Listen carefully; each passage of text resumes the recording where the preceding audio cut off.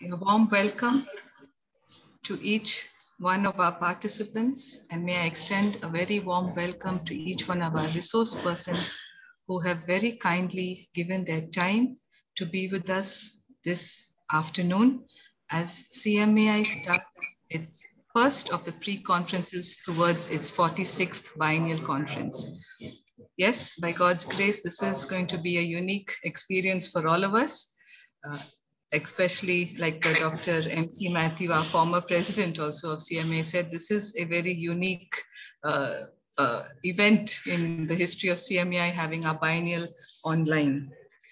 But I'm sure there is a lot that can be achieved, and this is something that we will definitely ensure happens as CMAI with the closure of the 3 days of pre-conference, and as we present our action plans or our position papers at the biennial business session. So may I first request one of our staff, I would request Mr. Stanley to kindly open with a word of prayer, and then we will start the agenda. Thank you. Let's look to God in prayer. Abba Father, we come before the presence in this morning, thanking you for all the wonderful and the lovely things which you are doing in our lives. We thank you for this privilege of coming back to your presence and looking and attending this 46th Biennial Conference. Heavenly Father, we thank you for your leading and guidance thus far. You have been a great support, help, and strength to us in whatever situations we might be. Lord, as we begin this pre-conference, we pray that your presence will be with us, will help us, and will guide us.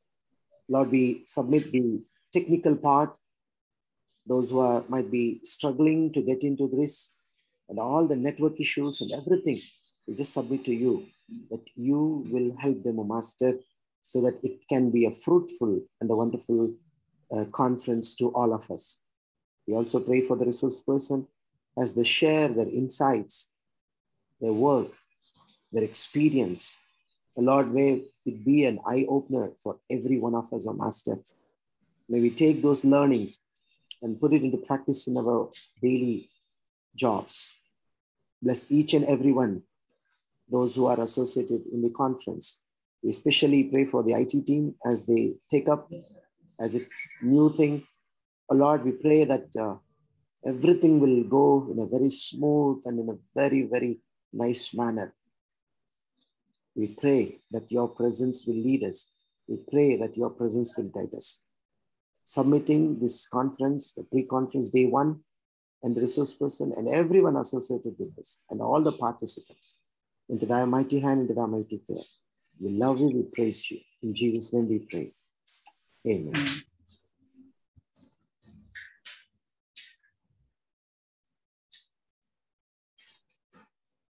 Thank you, Stanley.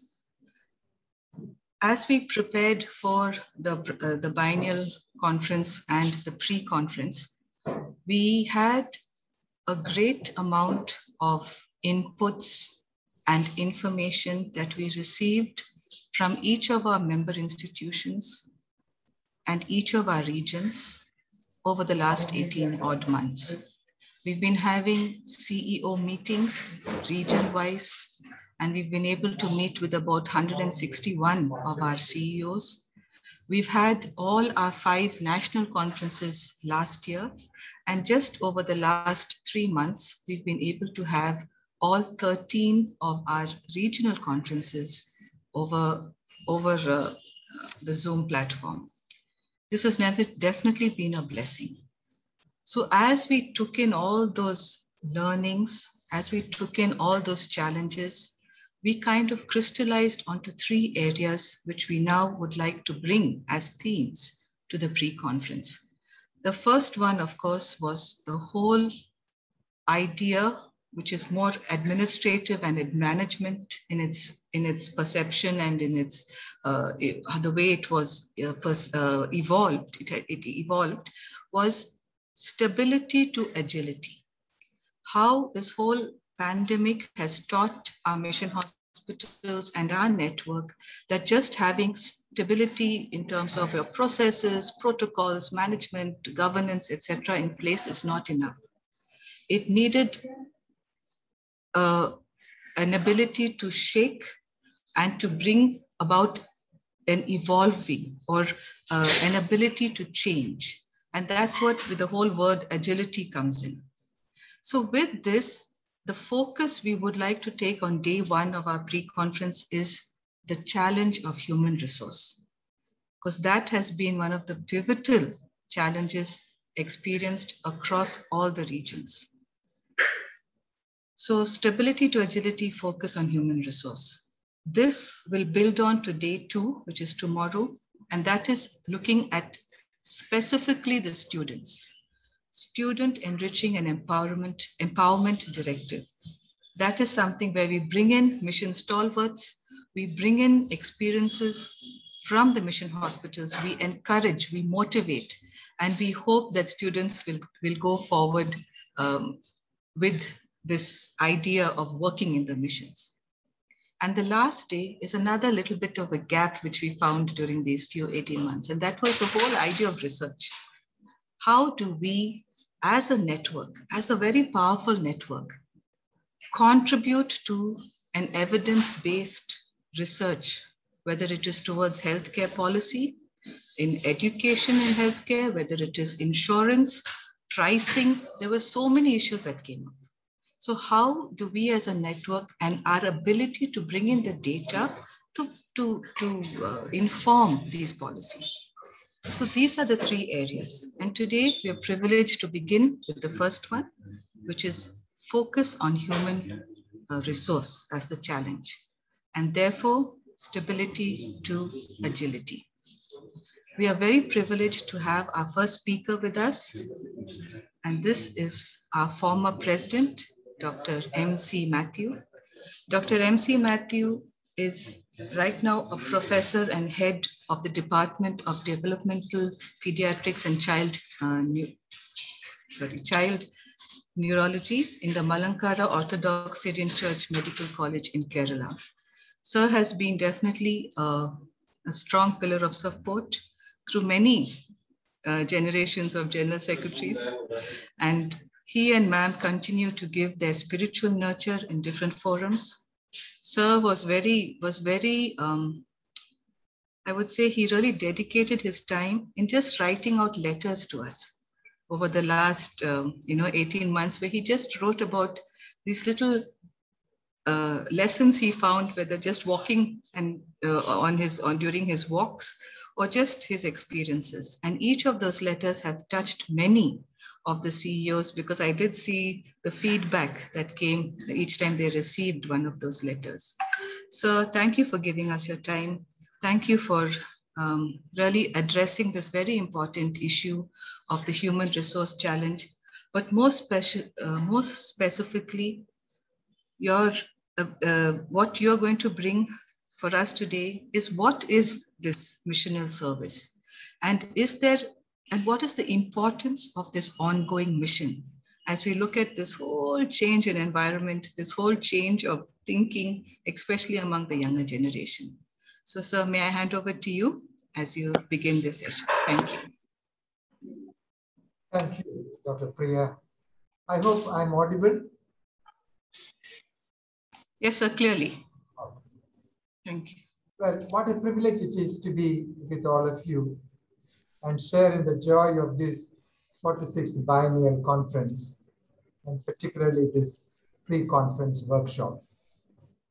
My memory goes back to 1969, when then General Secretary of CMAI, Dr. J.C. David, happened to meet me on a Sunday morning at All Saints Cathedral at Nagpur and asked, am I a medical student? I said, yes. Then he said, come with me. He took me to his office on a Sunday morning. He was stationed at the National Christian Council campus at the Seminary Hills and spoke to me about CMAI and asked me if I would become a member of the CMAI as a student. And I want to tell all of you here that Dr. J.C. David, whenever he was at the All Saints Cathedral on Sundays where I went to worship, he would look out for me and kept in touch with me. So a group of us who were Christian medical students at Nagpur Medical College was in the habit of visiting him and he visiting us to encourage us to think about the opportunity of serving in Christian mission hospitals.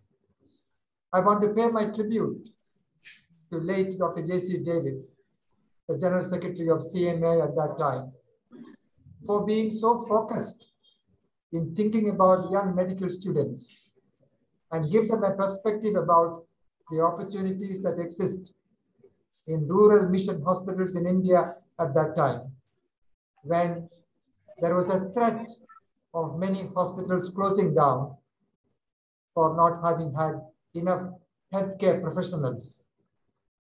Most of the healthcare professionals at that time, especially senior doctors, had come from overseas and they were desperately wanting to have Indian Christian doctors and other healthcare professionals to take responsibility. So that was the first incident that I came across about what it means to be missional in approach and mentoring in purpose from the then General Secretary of CMAI. So let me try if I can respond to these two questions that have been placed before me. What is missional service? And second is, what is the importance of ongoing mentoring? I remember visiting the Gothard Museum in Switzerland, which is halfway between Zurich and Locarno. This Gothard Museum is a record of the story of the Benedictine monks who lived in the Alpine mountains for almost 250 years, when there was no access for almost 6 months of the year for people to travel from one place to the other. Because of avalanches and heavy snowfall, it was common for people to be trapped and even lose their lives while they were traveling for 6 months of that time. The Benedictine monks established what they called as respite homes for travelers all across the mountain path. The Benedictine monks will have a lantern in their hand and stand at strategic places for people to know that if they are stranded, they can move in that direction, come to a respite center for them to recover and continue their journey after the avalanches or the snowfall had decreased. These Benedictine monks were known as light providers, pathfinders for people who were stranded.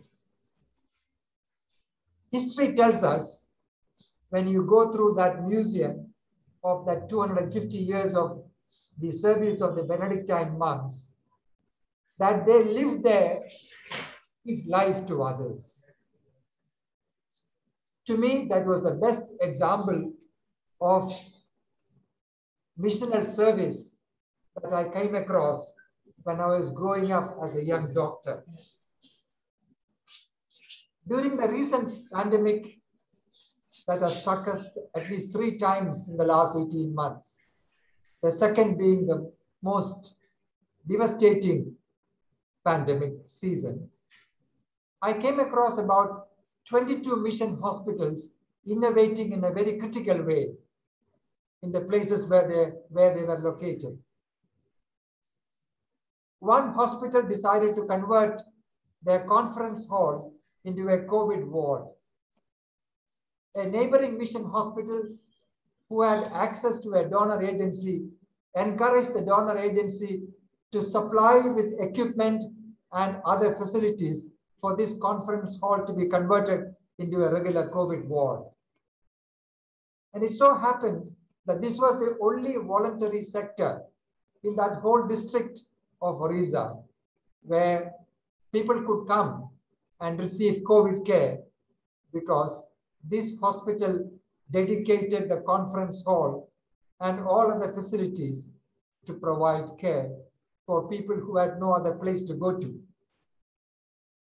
That was a time when Christian Medical College Vellore came forward to start a training program for healthcare professionals in the country to equip them to train healthcare workers to provide primary, secondary, and specialized care for COVID patients. Then, of course, they went online, providing support to this network of healthcare professionals in the country by giving them continuing education on COVID care. These are all examples of missional responses to a human need. You remember in the story of feeding of the 5,000, about which we read in John's Gospel, chapter 6, verse 5 to 15. A young boy gave away his 5 loaves and 2 fish to Andrew, who came searching for food. When Jesus said, "You give food to these 5,000 people." Andrew, having given that 5 loaves and 2 fish to Jesus, witnessed 5,000 people and more fed from that food. What was this boy doing? This boy was also in missional service, offering what he had to someone who could use it for a greater purpose. During the COVID season, I found very interesting responses of missional activity in the mission hospitals. In one mission hospital, they decided to provide subsidized care for people from their town. In response to that generosity of consideration, the whole town came to support them by raising a large sum of money in order to subsidize the cost of care for people from that town. In another instance, in another mission hospital, the staff came to the management and said, "Give us only what you can possibly give during this time when the income has dropped. We would be content to stay like this, receiving half or quarter salary till things improve." In a third instance, the tailors in the town decided to stitch gowns and masks and provide the hospital during the COVID season. I can go on talking about many such instances of missional presence and response at a critical time. So I want to suggest that when you ask what is missional service, I want to conclude by saying it is giving what you have. Missional service is giving what you have. It is not holding on to what you have. It is not counting what you have. It is not fearing the consequences of giving, but giving freely and fully what you have, because you give into the hands of one who, just as Jesus of Nazareth did, would multiply what we give for the purpose of meeting the needs of others. So Christian hospitals in this country stand for missional calling and missional purpose. The second question that I want to dwell on briefly is, what is the importance of ongoing mentoring? I want to consider the context in which we are to engage in mentoring. Most young students choose healthcare profession not because of their vocation necessarily, but because of the opportunities of getting a good job, to be able to have professional success, and to be able to be in a leading position in society. More so because there is a lot of competition to get into medical schools. The second changing scenario that I have seen from my student days is in the 60s, only 15% of healthcare training was in the private sector. Whereas in 2020s, 67% of healthcare training is in the private sector. And when healthcare training takes place in the private sector, it is quite likely the business motivation, the profit motivation will overtake any other consideration, because of which people in training will also get oriented towards using profession for personal gain. The third context that I want you to remember is we are in the midst of a triangle of technology obsession, insurance compulsion, and competition. Technology, insurance, and competition, they form a vicious cycle of making healthcare practice in this country affordable to those who have the resources, and leaving many in the periphery having to be satisfied with public health services which are far from being adequate. The fourth context is there is a preference to do what is convenient and not necessarily based on ethical values and foundations that we have inherited as healthcare professionals in the country.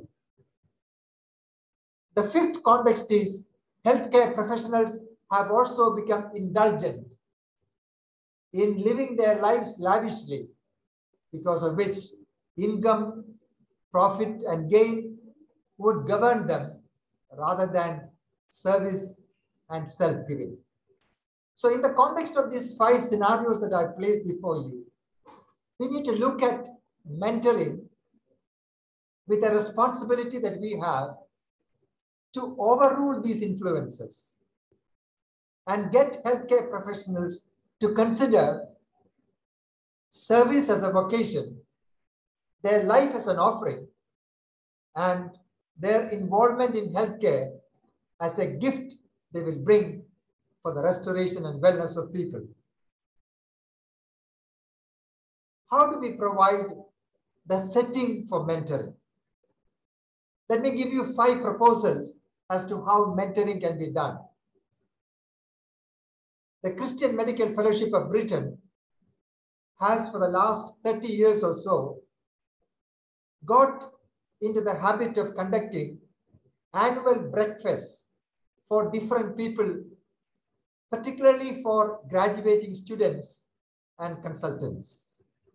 And through this annual event, they welcome people from all backgrounds and engage them in that morning breakfast time to present before them the opportunity to serve through National Health Service in Britain.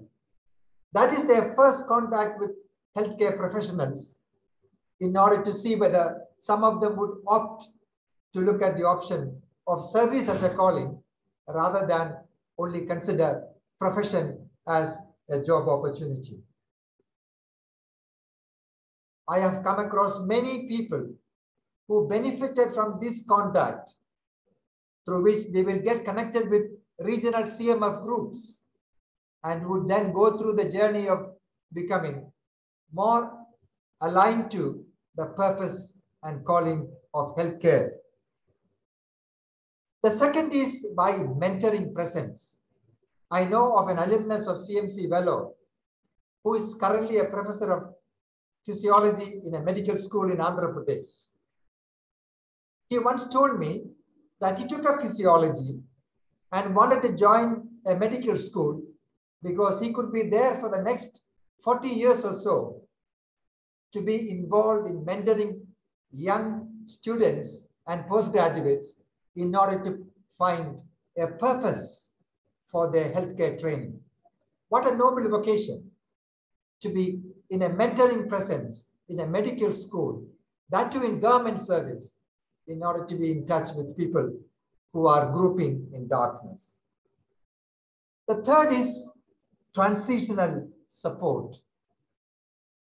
During my years of involvement in different capacities with mission hospitals in the last 40 years, I have come across one phenomenon, and that is sometime by the second decade or the middle of the third decade, most healthcare professionals, whether they are doctors or nurses, they go through a time of midlife transition. They get tired. They get sometimes exhausted. Few of them have burnout experience. And that is a time when they go through rough times in their personal lives. They go through difficult experiences in relationship. They go through challenges that they could not overcome and sometimes surrender to temptations. They are the people who require mentoring. And for such senior people to be mentored, we would require their contemporaries or seniors to be available, to travel, to listen, to be involved in a contextual way so that their life can go through a transition, even to recover to an extent that they can actually continue to be in that vocational presence in healthcare scenarios. The fourth way is spiritual direction for senior healthcare professionals. There are many people in responsible positions in healthcare in this country, in Christian hospitals, in other places, in Christian organizations, in healthcare institutions where they are sometimes lonely. Have you considered as to whether we can provide spiritual direction for them? Think of people like Dr. Priya in CMAI, having to be responsible for this large organization at a critical time like this, when everything about our stability has been challenged because of COVID pandemic. Won't people like her require support and encouragement by people who care to be pastoral in calling and self-giving by way of being available to be confidential companions in their troubled times and difficult moments in life? Spiritual direction has become very popular with Catholics, but not so much with Protestants. And I plead that senior healthcare professionals in institutions and organizations choose and find out people who can be involved with them to provide that spiritual direction so that their sharpness of thinking, discernment of spirit, and understanding of situations can be reinforced by companionship of people who have experience of life, especially during difficult times. And the fifth way by which I believe we ought to provide mentoring is through marriage enrichment. If there is one crisis that is befalling Christian healthcare professionals in this country, is marriage-related challenges and opportunities. I am not talking about marriage counseling. I am talking about marriage enrichment, so that every person who gets married will go through the first decade, second decade, third decade, fourth decade, and fifth decade of marriage in an incremental way of living by appreciating the sense of togetherness as a couple and finding intimacy as their strength and living life as a way by which they make marriage as a sacrament. Children will have to see their parents living that life of sacramental relationship and marriage. Others around them have to witness that. For them to be in that position of having their marriage enriched, they need to be accompanied by people who are particularly focusing on marriage enrichment. I have refrained from talking about marriage counseling because that is altogether a different stream of thinking. So I refer to 5 situations where mentoring is required. First, through events that we can organize by getting in touch with people. Second, by mentoring presence, by people wanting to be in places where they can be continually involved year after year. Third, through transition support for leadership. Fourth, by spiritual direction for people in responsible positions of decision making. And finally, by making marriage enrichment as a habit rather than as an exception. So I want to close. I touched upon what is missional service, and I said giving what we have. And my second question was, what is ongoing mentoring?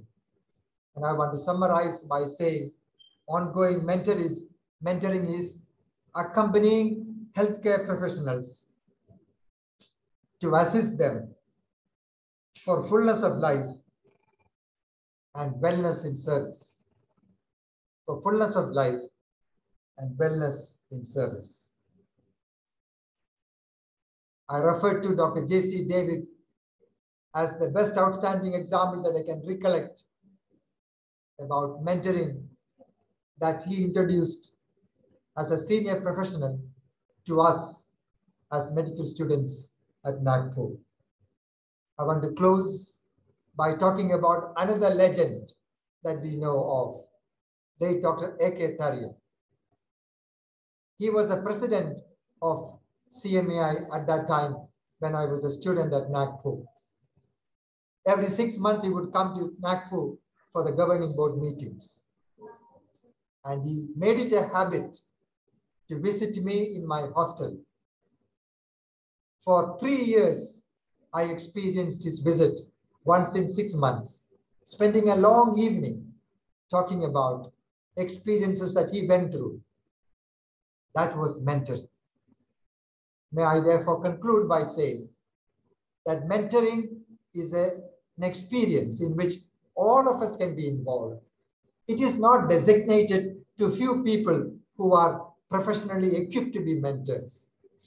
Mentoring is a normal habit by accompanying healthcare professionals to bring them to fullness of life and wellness in service. Thank you for your patience and your gracious consideration in terms of giving me a little extra time. Thank you so much, Priya. Over to you. Thank you, sir. Thank you very much. I think you have given us an excellent roadmap. You've given us some very practical, actionable points. And for that, we are very grateful, because at the end of this session, I will put up a draft position paper that we just put together after a lot of talking. But now that is only going to be sentences which will translate into many, many action points. And for the area of missional purpose, what is missional service? For ongoing mentoring, as well as, I think those excellent 5 points that you have given us is something that we can definitely take forward. And yes, I think I have read many of Dr. J.C. David's reports in the archives. I think it was exceptional. And if I may say so, if, when I have to say this now, Dr. J. Prakash Molial is our speaker for the 3rd day. And we consider him to be one of the best, teachers in the whole area of epidemiology. And when I invited him, he told me this. He said, Priya, if I'm not mistaken, it was during one of your CMAI workshops that I heard a talk on the epidemiology of health of our country. and the way it was presented. And that made me come back and start teaching in my little group of postgraduates. For me, I thought that was something that we can definitely have a feather on our cap.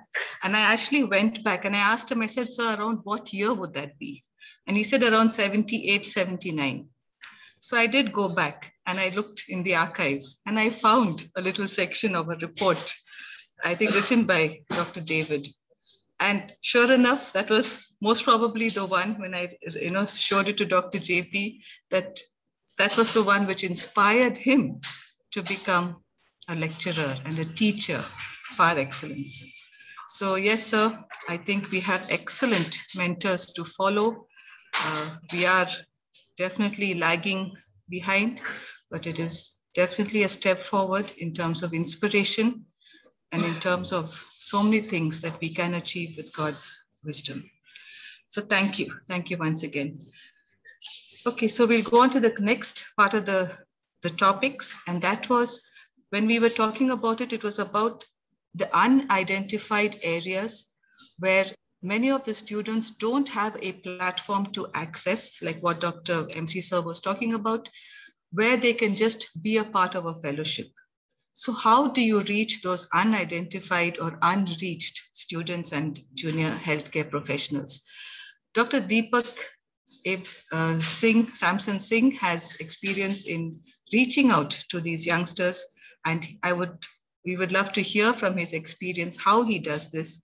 And just to introduce Dr. Deepak, he is the medical superintendent of a small mission hospital under the EHA banner in Chinchpada, a Christian hospital in Maharashtra. He and his wife Ashita are doing exemplary work, and they have really stood out during the pandemic time, especially when Maharashtra was on top of the leaderboards all the time.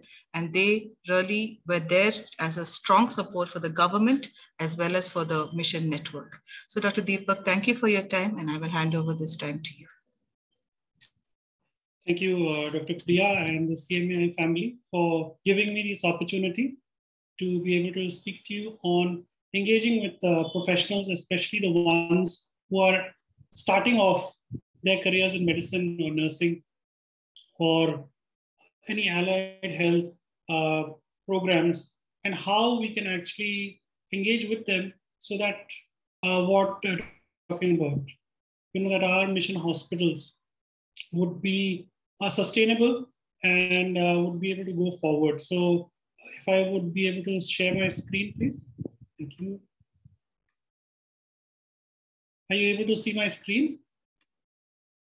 Yes, Dr. Deepak, we can. Sure. So I'll label this talk, Engaging Professionals for Missions. And I think one of the best ways to do this is to not forget our history. And I borrowed this from one of the talks we did in EHA, where if we remember where we come from and the rich history we possess in missions, we would be able to engage many more students, many more people who are willing to step out, but are sitting on the fence.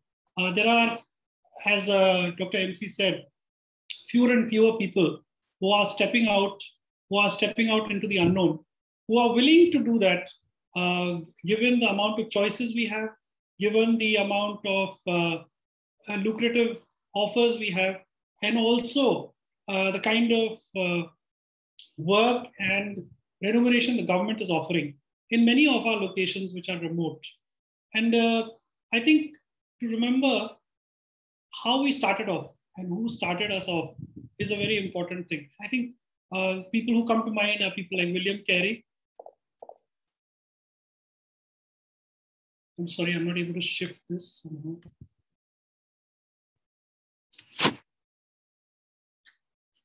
Are you able to see my screen?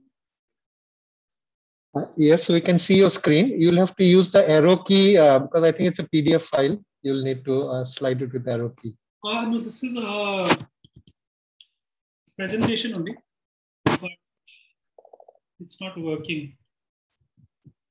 You might have to use the mouse, and in the screen, when you come on top of the screen at the bottom left-hand corner, you might see the arrows, virtual arrows, which may appear.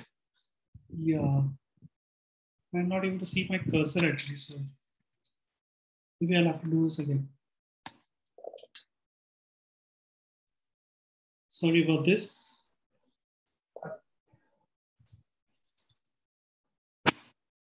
You can reshare it. Yeah, I'm actually, the cursor's stopped working.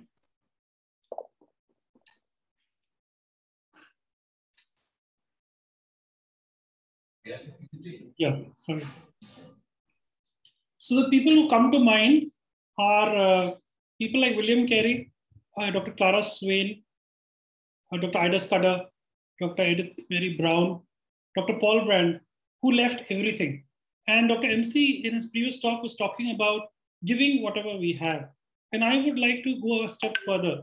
And it is about giving of oneself, which matters most, to engage young people who are willing to step out and are willing to go that extra mile as far as people are, healthcare is concerned in India.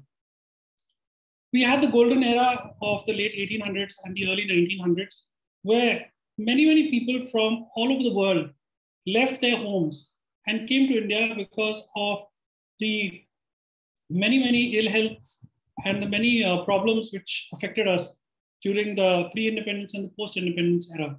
And one of the main things was malnutrition, diarrhea, leprosy. And these are things which nobody else wanted to touch.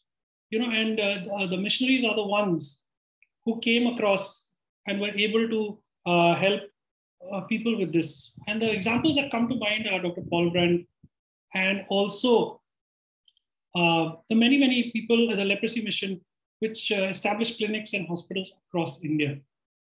One of the things I remember during our COVID time as well is that there were so many people who actually would not even bury their own dead. And in the many villages, it was the Christian people who actually went and helped with the burials.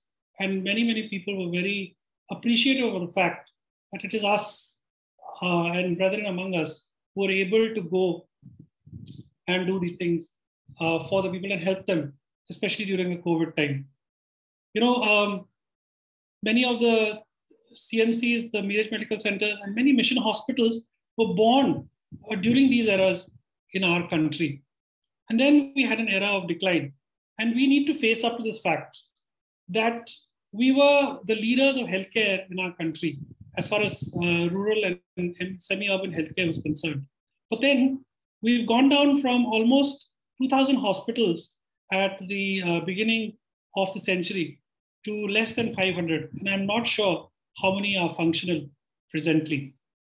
And so for the young people who are listening in and who are wanting to do this, you know, it is a challenge for each one of us to be able to come out of our comfort zones, to be able to step out of the boxes we have created for ourselves and you know, step out where God wants us to, in those areas which are so trying.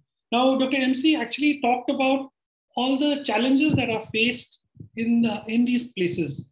And it is so true that all those things are required when people are there. But if people are not there, there's no point of having, you know, programs to help them out, because we need people there. And yes, they will be faced with challenges. They will be faced with burnouts. They will be faced with finance problems. They will be faced with problems of staffing, problems of equipment, etc. Those things are very real. And we need to address those. But we need people there. And even today, there are so many hospitals which are dying. Now, we as a couple have had the opportunity and the privilege to serve in 2 mission hospitals. And our first stint with EHA was in Baptist Christian Hospital from 2004 to 2011. And so what did we do? We had a core team. And I think the essence of reaching out to young people is the commitment to work and building. You know, if a place has to have longevity, if a place has to have sustainability, and also if a place has to have impact on young people, we need to have a core team which is committed to work and build that. And we have so many examples in front of us. One of the biggest examples I can give is of Dr. Vijay Nan, who has spent the better part of 30 years in Makunda building up that place. And they have don't have a dearth of people now. Initial days was very, very difficult. Yes, people would come for a certain period of time and leave. But now there is a team which has taken over. They are actually now on leave away from that place. And the young people, the younger generation now is running that place. And I think this is the essence of attracting people, where we stick on and we go on doing whatever is required and the day-to-day work. And of course, one of the major things was to attract the indigenous people. I think we worked in Assam, and so the acceptability of people from outside the states, especially in the Northeast, is a little challenging. People usually, I went to a church meeting in the Northeast, and they welcomed all the people from Nagaland and all the others from India. You know, so it is the ethnic and all those things are very much there.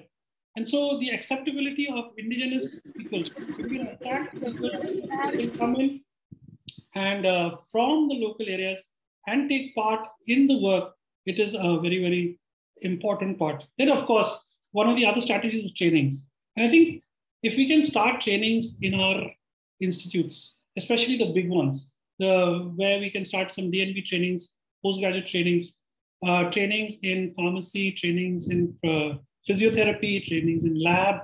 These are things which will attract people to come to us, especially when it comes to young people who are committed to work in missions, and also for the young people who are graduating out of undergraduate courses. Networking is a very, very big part.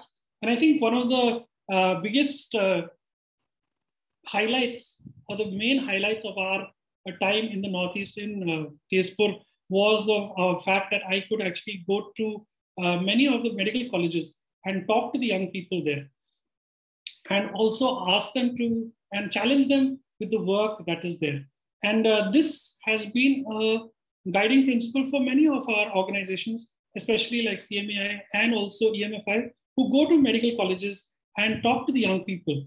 And we have had the fruit of their hard work, come to us. And so many people come to us because of the work that organizations like EMFI and CMAI do.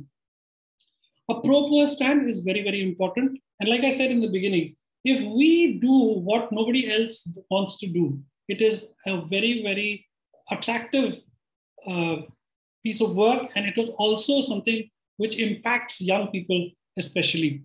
And I think a pro-poor stand, a stand for the marginalized, is something which can attract young people and engage professionals in for our mission hospitals. And so the challenges we face with keeping the ethos, having long-term people, finances and equipment, and keeping the pace. But we thank God that when we joined Tezpur, we were only about 2 of us and 2 other local doctors. When we left, there was a team of 30 doctors and about 88 nurses. And I think that was because of what God did, of course, but also of all the strategies that we employed during that time of going and talking to people, networking with people, networking with organizations, especially the like-minded ones. One of the interesting things you see here is a sister doctor who was with us in Tezpur. We are still in contact. And I think one of the hardest working people and one of the most committed people are these sister doctors who we had the privilege of working with during our time. So it's not like we should be restricted to a certain, a certain group of people, or we say that we will not engage these or that. But I think it's important that we engage with everybody. And in this group, there are people from the Protestant backgrounds, the Roman Catholic backgrounds, there are people from other faiths, all present in this picture. And I think that is what is most significant for our mission hospitals. Now, for the second part of our story, we have been in Chinchpada for the last 7 years. And I think one of the strategies that we have employed here for engaging with young people, and we've had the privilege of people who are sponsored by the CMCs come with us, but also there have been at least 6 or 7 young people who have come to us on their own after they have heard about the work that goes on in Chinchpada. And I think one of the things we did right was start small, but also that we do those small things right. It's about doing the same thing over and over again but doing it right and doing it well. And I think that is what attracts people to us. As people are added, services are added, again, concentrate on the small things. And that is what makes the difference, whether a person will stay or a person will leave. And never lose sight of the vision and mission that we are a part of. And I think one of the very important books I've read is Mission Drift. And I think for all of us in missions, we should read that, because I think to keep in sight, keep in view always the mission that we have started off with and the vision that we have is a very important part of engaging with young people and also impacting them for the work of missions. The other thing is to keep going. It is very, very challenging to be in these parts, but it is about taking it one day at a time and going on going, so that the young people who come into our contact, the young people who come and see what we're doing will be impacted and say, yes, maybe I can also do this. Yes, maybe I will also be able to sometime or someday do this. Of course, partnerships are the biggest key. And I think this has been proven without doubt, especially in the COVID time. And we really thank God for the partnerships that we've had. And like Dr. MC Matthews said, it is very, very important that we not only have all these things, but at the same time, the staff that we have, the young people that we have, we mentor them.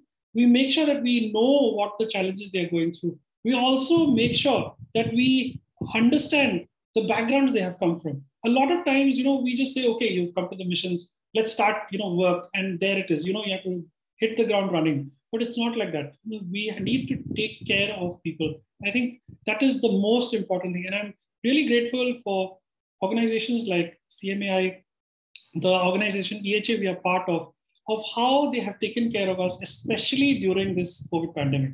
They've really reached out, they have really helped us, and they really encouraged us. Challenges we face, like I said, we have a remote location, there's hardly any entertainment, and then it's an extremely poor population that we work with, which can sometimes be so challenging, because to reach out to people and say, yeah, this is what we are doing, because they don't have money, because they don't have whatever food or whatever, is sometimes can be a challenge at this time. So I think the secret of engaging with professionals and young people for mission hospitals is not the money, is not the amenities, it's not professional excellence. I think the secret of engaging with young professionals, young people, is giving of oneself and giving of oneself fully. I think once they see that you are walking the talk, they themselves will make that choice to go out and step out and, step out of the box, step out of their comfort zones. Prayer is a very, very big part of this, because I think we have to pray those people in.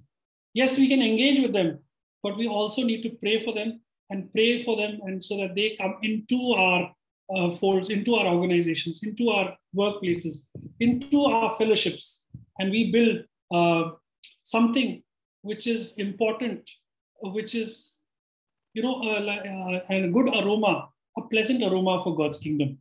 The third thing, I think, is the need.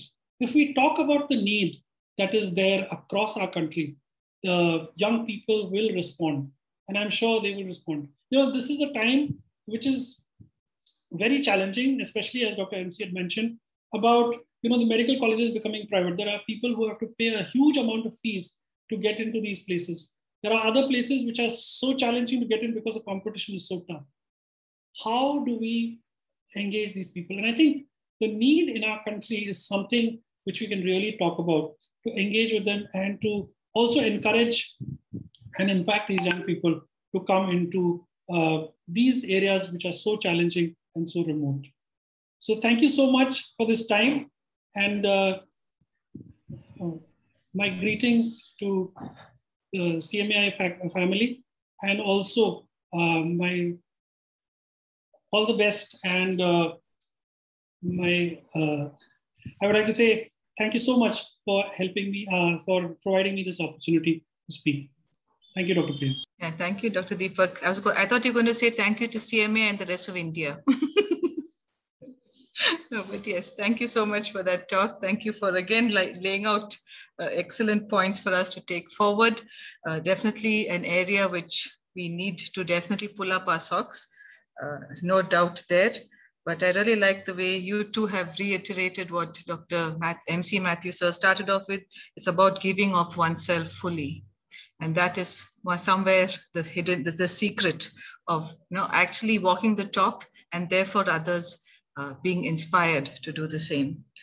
So thank you, Dr. Deepak. And I will quickly go on to the next speaker we have. Now, we did talk about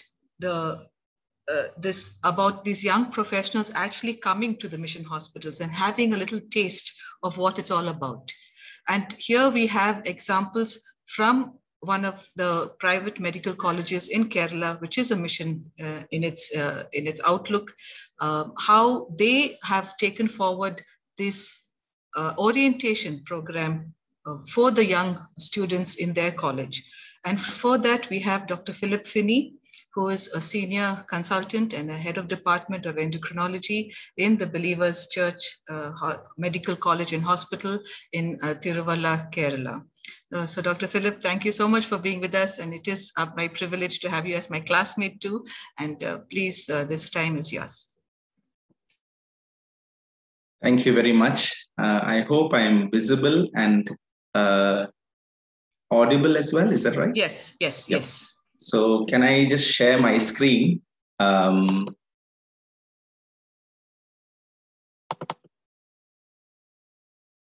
Is the screen visible here? Yes, yes, Dr. Philip. Yeah. So I just need to go back.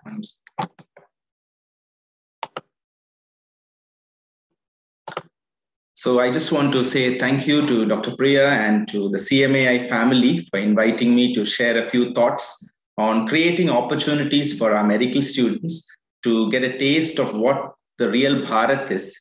And the mission hospital network is definitely located in these strategic places.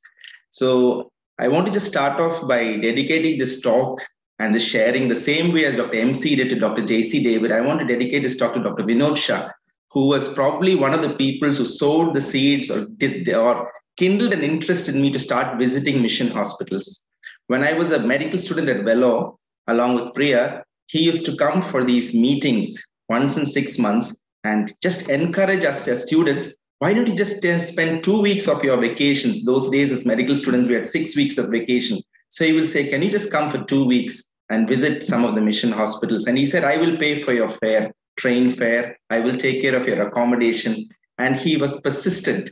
And many of my classmates during our vacations had an opportunity to visit these mission hospitals. And I must say, that is what laid the platform for this whole journey, I must say. And having visited 3 or 4 mission hospitals during our student days, and thereafter working in a couple of EHA hospitals during my undergraduate sponsorship obligation period, I got to feel what India is really like, especially in Jharkhand and Assam, where I worked.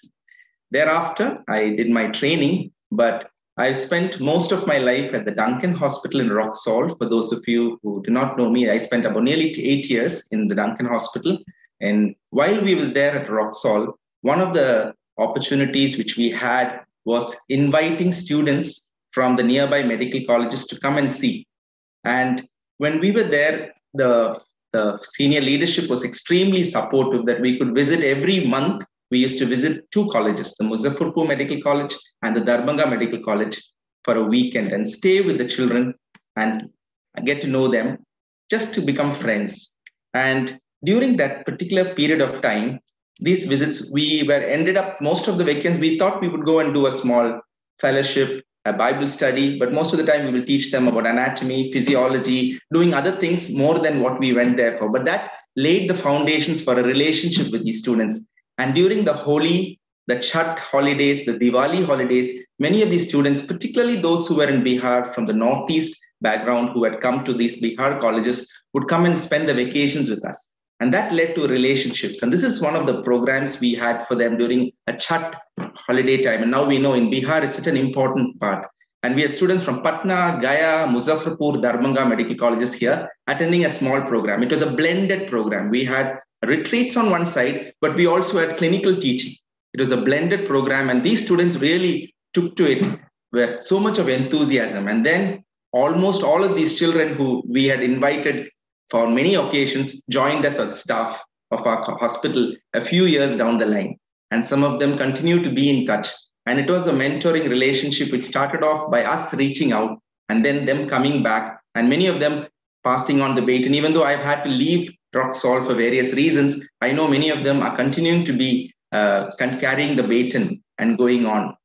I want to show you pictures of two of my students who were not from our visits in Bihar. One is to the left, some of you will recognize, his name is Dr. Chandan, and to the right is Dr. Noveen. Dr. Chandan came to us as a medical student from Andhra Pradesh, and he would just come there just to see what it is like during one of his holidays. And Dr. Noveen came from Pushpagiri Medical College in Tiruvalla during his 3rd and 4th year. And when he was there, he understood what is a mission hospital all about. Then after he finished his MBBS, he said, I'll come for 2 weeks. I remember Noveen saying, I've only come for 2 weeks. He wanted to prepare for the USMLE. But the 2 weeks became 2 years. And he continued to go and do his postgraduate training. And today, both of these young men are medical superintendents of two of our biggest hospitals in EHA. The one on the left is Chandan. He's a medical superintendent at Makunda Christian Hospital in Assam. The one on the right, Dr. Noveen, is the medical superintendent of Duncan Hospital, Roxall. And these two have carried on the relay race. And I often tell them, you both are continuing the mentoring, and they are doing the same thing. Chandan told me just the week before, Dr. Philip, now I am now mentoring young people here at Makunda. And what a joy it is to hear him say that. And Noveen is shouldering the burden of looking after the junior doctors and the elective students who come to Roxall. And it's such a joy to see us pass on the baton. When we had to leave, we know we have left it in people's hands who are trusted people. And what I wanted to share from this is the background we had at Roxall. But when I came, I was a little disappointed to suddenly leave Roxall and come to Kerala, which I thought I would never work in. I sort of probably never planned to work in Kerala. But it happened that due to various reasons, I had to join in Kerala in the Believers Church Medical College. But here again, an opportunity emerged, because in our heart, we knew, how can we get our students to get a flavor or a taste of the work happening in the periphery of our country, especially if it's not in the cities. And then there was an opportunity which came up within a year of my joining here from the community health department. They said all our students should be getting an opportunity to see mission hospitals. And so we started the secondary hospital program modeled on exactly the same lines as CMC Hospital, Vellore, where students go at least twice in their MBBS curriculum for various exposure visits for 2 weeks. And we arrange these visits through our network of friends. I'd like to apologize for the sudden computer problem we faced quite unexpectedly. So I just want to continue on what I was just sharing. The secondary hospital program was devised with an idea to expose the medical students to the different parts of the country and the health challenges which are experienced there. And these were the three stated objectives of the secondary hospital program conducted in the second year of the medical training. And currently, due to various pressures in the curriculum, we have now moved it to the third and pre-final year, when the students will get an opportunity after they've done the basic clinical postings. And that will hopefully help them develop a better perspective about secondary level healthcare in India. The methodology is that we had 100 medical students. All of them were divided into 10 groups, each group containing about 7 to 8 students, and 2 of our faculty went along with them. And this is a period of about 2 weeks they spent in the various mission hospitals which were identified. We used our network of friends and colleagues who work in different parts of the country. The northernmost hospital was at Manali, and then we had 2 hospitals in UP, Bihar, MP, in Chinchpada and Maharashtra, for example, both the mission hospitals in Orissa, Bisam Katak and Asha Kiran, and then Odanchatram Hospital. So we had identified 10 hospitals which were willing to partner with us in the secondary hospital program to give students an insight into rural and secondary level care. I'm just putting up one of the pictures of the group which went to Herbertpur Christian Hospital in Uttarakhand.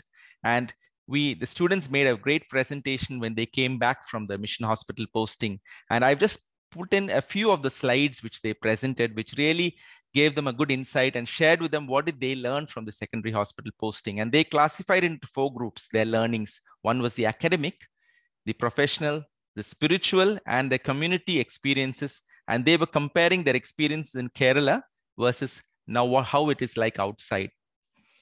This is the feedback of one of the groups, which understood that a foundation in the pre and prior clinical areas is what makes a good clinician.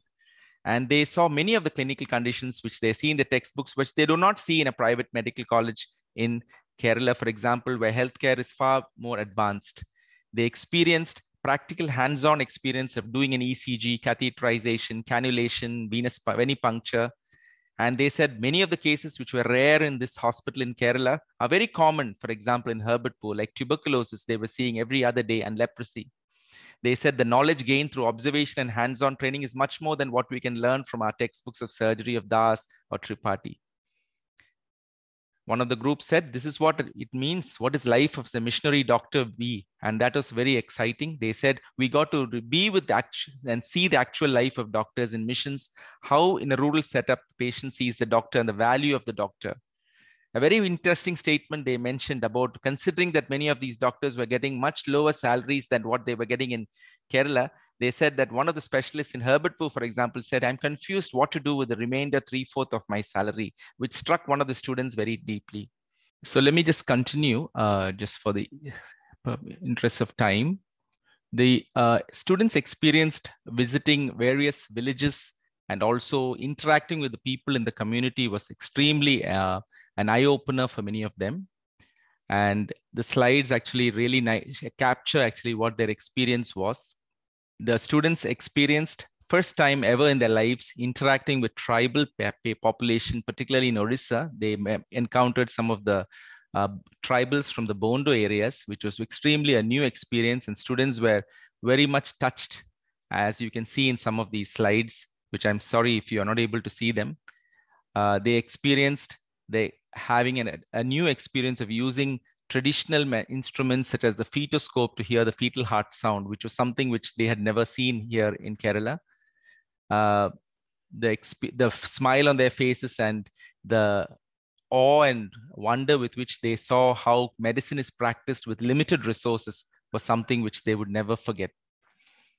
The students also commented, particularly one of the girls shared in her feedback, they said, I'm so glad I was not born as a girl child in Orissa or Bihar, particularly because the value of the girl child and how the boys' children, when they are born, is valued much more, was something which left a deep impression. And she was in tears when she shared about her experience and seeing for example, in Madhepura, the experience she had when they saw how the mothers reacted when they were told it's a girl child and not a boy child.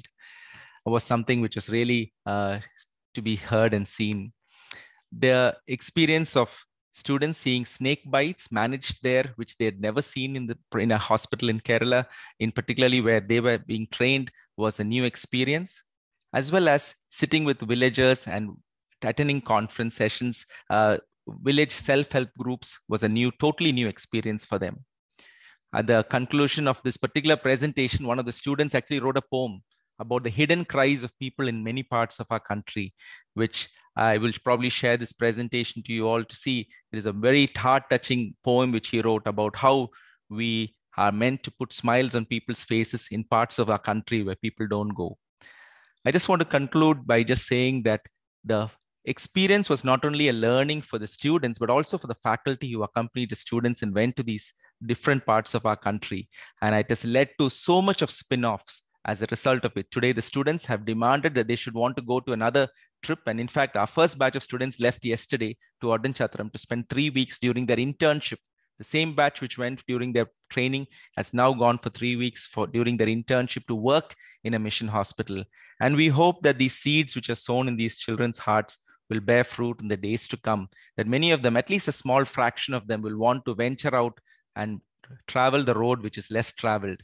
And we hope that this will make an impact in the lives of many thousands of patients in the long run, when some of them choose to follow this particular path. So thank you very much. And I believe that this SHP-like programs, if we can implement in more of our Christian medical colleges across the country and in the other colleges, I think it will make a huge impact in mobilizing people to go out into the periphery.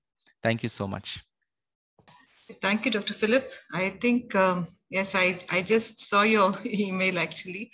And yes, the slides are ready. I think maybe at the end, we can just have a quick run through if that is okay. Yeah. Yeah, sorry about that. Okay, so then thank you very much for your experiences and for really being that person who has run the race well, your little bit of the relay, and handed over the baton, like you said, to those two excellent doctors who have taken over for Makunda as well as for Raxol. I think those are the excellent examples that we need to continue, and these are the learnings we will take forward, Dr. Philip. So thank you very much for that. And your slides will definitely, we will just quickly run through it at the end. We have Dr. Reggie with us, and Dr. Reggie has started a very innovative travel fellowship program along the lines of this, orienting the youngsters with a taste of the mission hospitals, just like what Dr. Philip was talking about. So may I ask Dr. Reggie to start his talk, and we will bring in Philip soon after he finishes. Thank you, Dr. Reggie, for being with us. Thank you, Priya and CMAI. Ours is a slightly different program. It's called a travel fellowship program, but I should talk about something which is the mother of the travel fellowship. So I'm just going to give you a brief history of how we got here, because several years back, maybe about 5 or 6 years back, we started noticing that, see, me and my wife, I'm sorry not to give an introduction. Me and my wife work in Sithilingi Valley, which is in Tamil Nadu. We work with tribals. We are a secular organization and apolitical.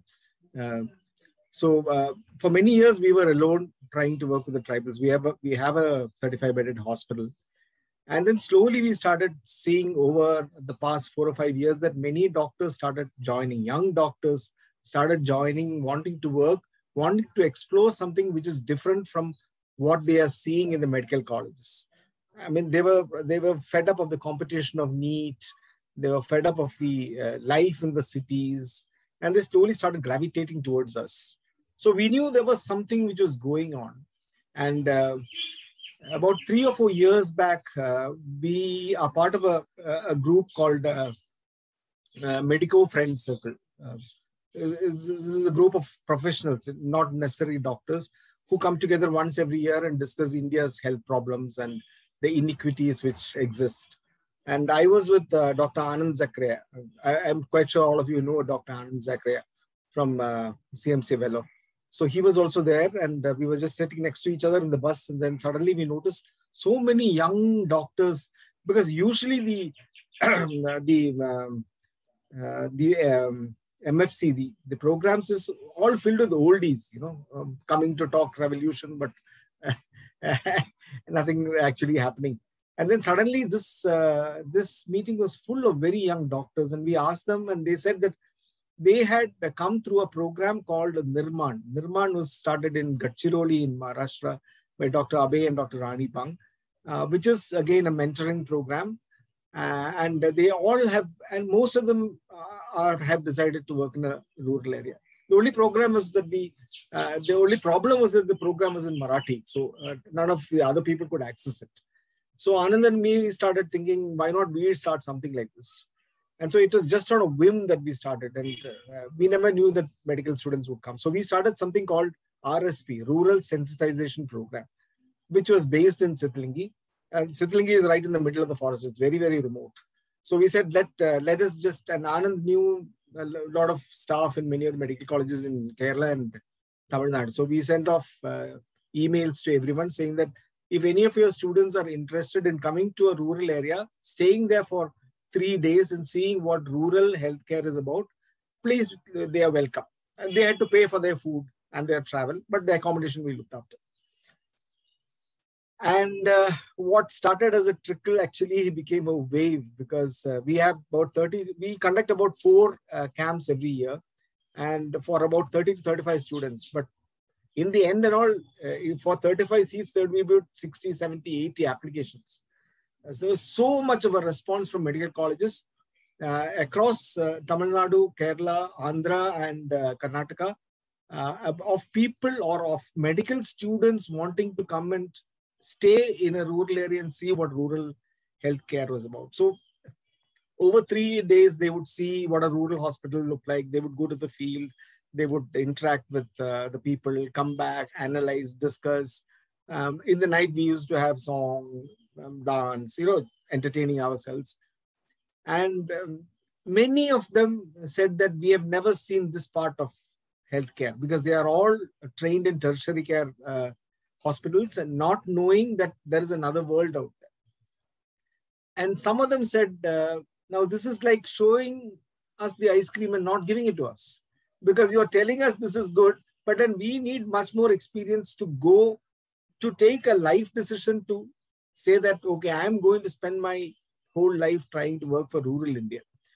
And from that was born something called the Travel Fellowship. The Travel Fellowship, so we have a network of about 9 hospitals across India who think like us, who are mostly working with tribals and mostly not doing hospital care alone. Because we were one of the exposures we give them during the RSP is saying that health is not a hospital. Health is not even community health. Okay, health means trying to intervene in things like education, income generation, entrepreneurship, farming, food, and that is health. So we were looking for organizations which were which had its exposure in multiple fields. And right now we have a network of about 9 hospitals. We started taking 5 candidates. Now the first batch was during the first wave. So out of 5 candidates, only 2 came to finally do it because the others were girls whom their parents did not allow to travel during COVID. But these 2 have finished their fellowship. And I'm sure they are so convinced about this whole experience that they will definitely end up in the rural area. There's no doubt. I mean, it need not be Sithalangi, it need not be anywhere else. It need not be any of the 9 hospitals we're working with. But they will definitely end up because they are so motivated. This batch has 5 people. They've just started off. So what we do is we provide them a stipend of about 20,000 rupees a month. We meet all their travel expenses. The first batch we did by collecting from friends because we said this is an idea which should take off and we need it. And unless we have this, rural India will not get doctors in the long run. The second, now we have got some funding for the next 4 or 5 years. This 4 have started off. Now the structure of it is that in a course of 1 year, they have an orientation for a week. Usually it is in Sithalangi, where people come. Sara Bhattacharjee comes here, Dr. Anand comes here, then we ourselves come here. We call others to come here to give them the orientation. And then they choose one of these hospitals. So they have a posting of 4-3-3. 4 months, 3 months in another place, 3 months in another place. They can opt for 6-2-2. They can also say that I don't want, so if they come to, for example, Sithalangi works with organic farmers, they work with craft, they work with so many other things. So they can come to Sithalangi and say that, see, I don't want to see the hospital. I want to go and work with farmers. They're welcome to do it. The whole idea is to expose them to a whole range of things and stimulate them to see that these are interlinked with health and also that this is the real rural India. So it's now about 3 months since our second batch started, and in 3 months, we know how much they have changed because these are, I mean, we have one girl from Delhi, one girl from Bangalore who have lived in cities all their lives. And in 3 months, their whole perspective has changed completely, just going out into the field. So they don't necessarily have to work in the hospital. They can just go out into the field and talk with villagers, go be part of the community health team.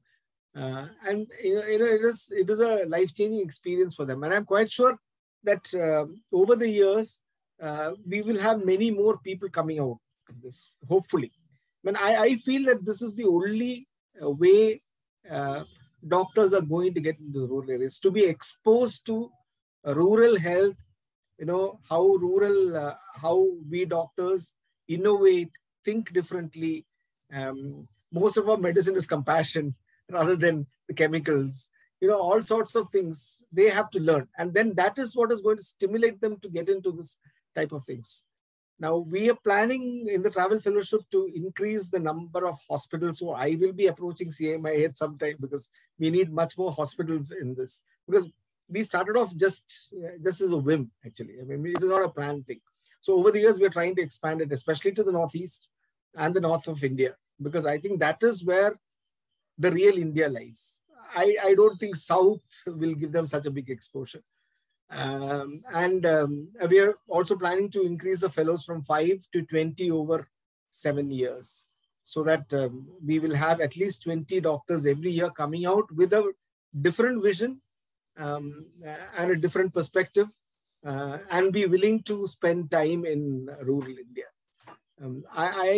By the way it is going, I think it is going in the right direction. Last 2 years, we did not have any RSPs, but we will start soon after. But it's a very popular program. So I have a feeling that CMAI with all your resources and your hospitals and your people should definitely get into something like this. Just 3 days of exposure into a rural hospital, and getting them to talk about it, analyze it, and see why is it different from the hospital which they are studying in. Because they need to know that the same diseases, the same surgery, the same this thing can be done in a rural hospital at half the cost with the same result. So that would be how this thing. So this isn't just about the travel fellowship. I'm willing to partner with CMAI on this, trying to get this forward, because finally our ultimate goal is the same, that rural India should get good health care. Thank you. Thank you very much, Dr. Reggie. And definitely some areas which we can partner in, no doubt about that. And we will take it forward in the best way possible. I think it's many of your experiences are already resonating with what we would like to do.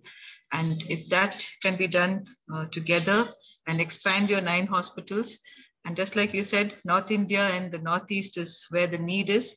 And I think that's where we too would love to focus. And also, I understand the whole thing about, non-political, but here for our mission hospitals, the church factor, the church ownership does play a big role. And how do we ensure that those two come together and ensure that the student or the young professional, when they go to that mission hospital, they get the best experience and they don't get disillusioned. That is another area that we're really needing to work on. So thank you very much, Dr. Reggie. And there is already a question for you. I think Dr. Sunita has put it up, but I will come back to the question answers after we finish all the talks. Okay, so yes, may I request Dr. Philip? Are you back, Dr. Philip? No? Okay. Okay, so Dr. Philip is still having an issue. So then maybe shall we go on to the next part of the learning for this, addressing the gaps in the human resource challenge. We have something called how does, once now we're talking about reaching those who haven't had an experience with the mission hospitals. We're talking about orientation programs. And then we're talking about, now that they're in the mission hospital, how do we keep them motivated? How do we encourage them to be a leader wherever they may be? Is that something that we can focus on? And we have 2 people giving us a little bit of their experiences. One is a video and one is will be a live presentation. So now we will request for that video to be played. And this is an example of a nurse educator. And this is being done by Miss Imliangla from the CIHSR Dimapur in Nagaland. So she is a MSc nurse with training in critical care. And she is somebody who has been a leader exactly where she is, making sure that the whole understanding of healthcare is not just limited to your, little bit of giving injections or giving, putting the IV line, but making it more than that, making it more holistic and inspiring students to go beyond what they really have to do, maybe as a mundane part of their jobs, but to make it more exciting and to make it more meaningful for the patient. Okay. Because video kandilla. Okay. Can I request the video to be, Imrangla, shall we play the video? Is that okay? Sure, ma'am. Okay, yeah, thank you. Good afternoon, everyone. I'm Emily Yangla. I'm working in Christian Institute of Health Science and Research, CHSR Dimapur, Nagaland. I'm working as a nurse educator, and today I'm going to talk about the role of nurse educator in patient care. Let me share my slides.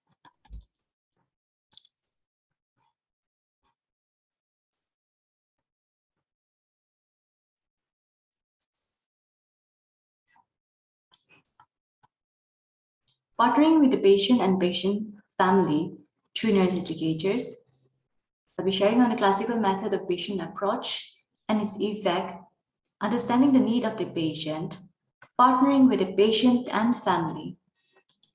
If you happen to enter a restaurant and been given a choice between regular or special for the day in the menu, what would you go for? I think we all know the answer. Something like that, I would like to compare the regular service to classical method, classical approach, wherein we see that the healthcare team takes upper hand in the care that's been provided to the patient and family, and they kind of obeys and follows what has been instructed to them. We see them taking more of a passive role. Doctor, they diagnose disease, run the tests, prescribe some medications, give information. For nurses, we have the leads of nursing care that has to be provided to the patient, task-oriented, and lots of documentations. And of course, we have the staff shortage, struggle with staff shortage in almost all the areas. And we have the therapists or the technicians whose role is very specific. And one thing common for all of us is time constraint. If you look at this picture, the flow of the power. Top seems to be the doctors, followed by the healthcare team members and patient and family, where they are the receiving end of the service. So they take most of the, they are quite passive. What can result from this kind of approach? We see a lot of dissatisfaction among the patient relatives, conflicts, poor health outcome, mostly because they are misunderstanding or they do not understand the importance of adhering to the treatment. They need the dependence of the healthcare team. They get readmitted for complications. And, litigations are very common these days. If we look at the news, we see the rise in the cases of abuse. And most of this are being underreported. Articles on the violence against healthcare workers that has become a rising epidemic. What can we do about this? How do we deal with this?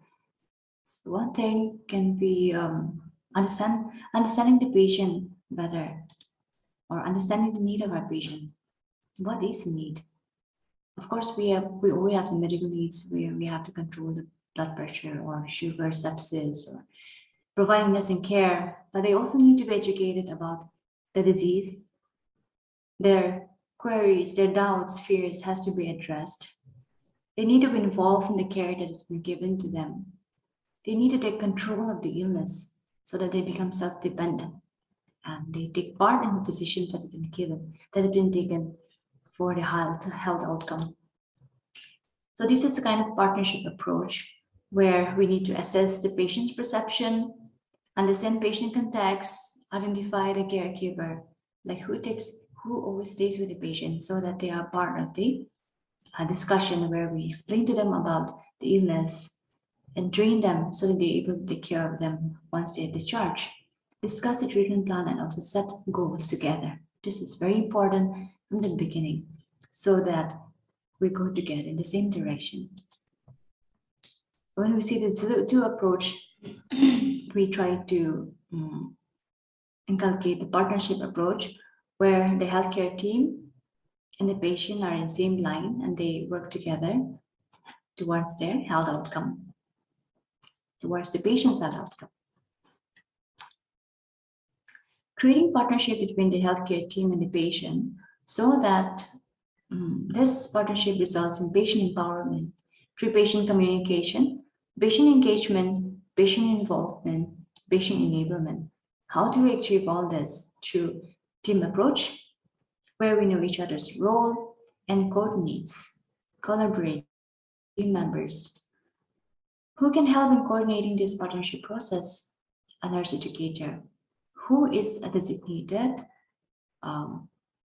clinical nurse for this responsibility, because she can spend time with the patient in understanding their perception, their concept of illness, explaining to them about the disease, training the patient and their relatives or the caregiver, and then, addressing their queries, taking their queries back to the healthcare team so that they discuss all this and give the information back to the patient and families.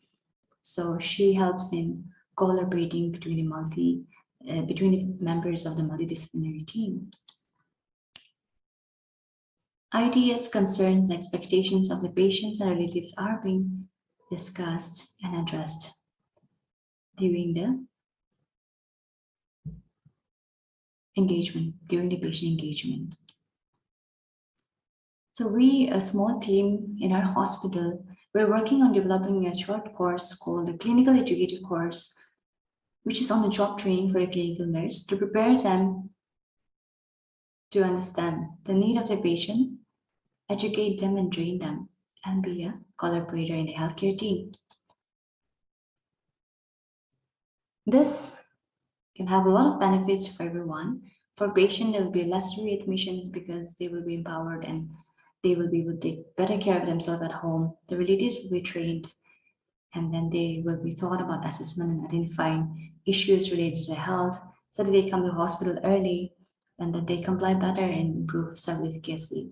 So we see overall health improvement.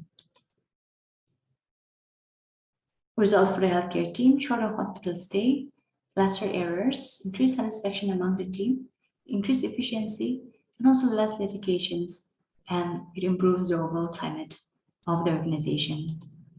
For the nurse, being part of the whole patient approach gives them a sense of satisfaction because they understand the patient better, give them tailored care, and then also, when they see the improvement or the effect of the time that has been spent with the patient and relatives, and when they see the care is better and the outcome is better, they get the overall satisfaction is achieved, and also they feel empowered. So the empowered nurse educators empowers patient and families. So the overall team approach towards whole patient care, orchestrated by nurse educator, they strengthen the link between the patient and family to the healthcare team. So by this, expect to see an overall improvement in the patient care, patient experience, patient satisfaction, and of course, the empowered staff, empowering patient and families.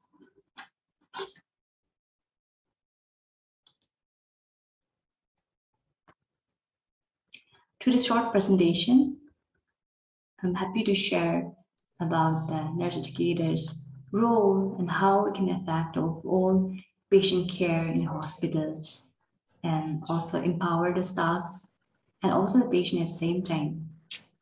Thank you. Thank you, Dr. Mnyangla. It was very, Mrs. Mnyangla, it was very nice to hear the innovative way in which you as a team in CIHSR are trying to make the whole experience of nursing for the patient much more engaging. I think the word engagement is an important one, and you taking it to another level of empowering them. I think that's something that is a lesson that we all can take forward. So thank you very much for that experience. And if there are more questions, I think we'll come back to you at the end of the session. Thank you. May I request now, we have Mr. Ranjit Singh. Now, this is a person who is an allied health professional. He is a radiographer, and sometimes they are not always on the forefront. They're not always the ones we see first and we describe first when we look at a hospital.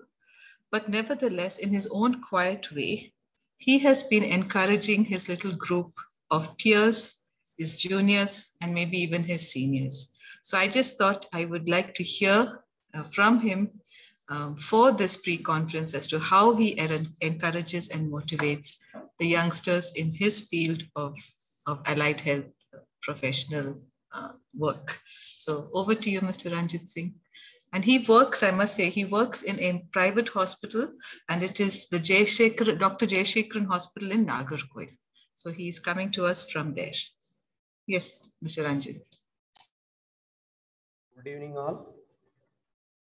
I am Ranjit Singh from Dr. Jayashekharan Hospital, Nagarkoil, Kanyakumari district.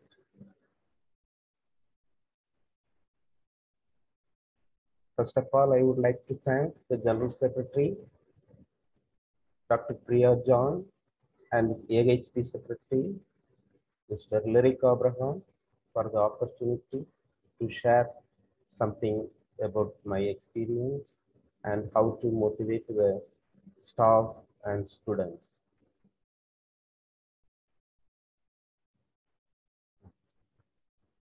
Towards agility, taking time to encourage in service, being a leader wherever you are.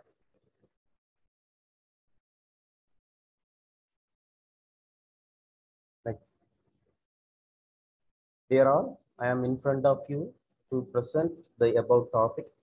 The topic is in wider perspective. It may vary from place to place, person to person.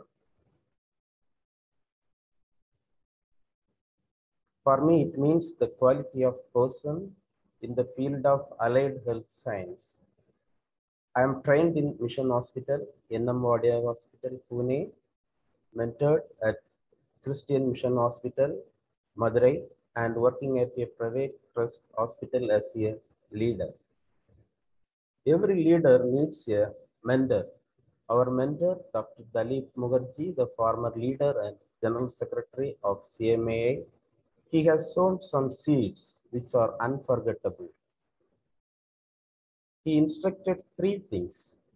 One, spiritually alive, professionally competent, socially relevant. The above three things are needed for any leader. Spiritually alive. This is needed for any leader to have communion with God, to be inspired every day. God will guide us continuously and feed us His manna for our spiritual nurture. Without a spiritual nurture, a man cannot lead others. Professionally competent. A leader should be professionally competent, otherwise nobody will call him leader. He has to update his knowledge as per day-to-day innovations and improvements in the field in which he is involved. So the professional competency is prime important, socially relevant. We have seen the spiritual aliveness and professional competency. If we find a person spiritually alive, who will respect him if he is not relevant to the society? Likewise, if he is professionally competent and if he is not socially relevant, also will be in vain.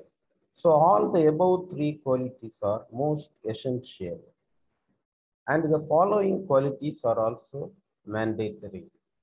Personal qualities of a worker, personal behavior, manners and mannerisms, physical cleanliness, mental integrity, obliquity, ethical responsibility, and legal responsibility.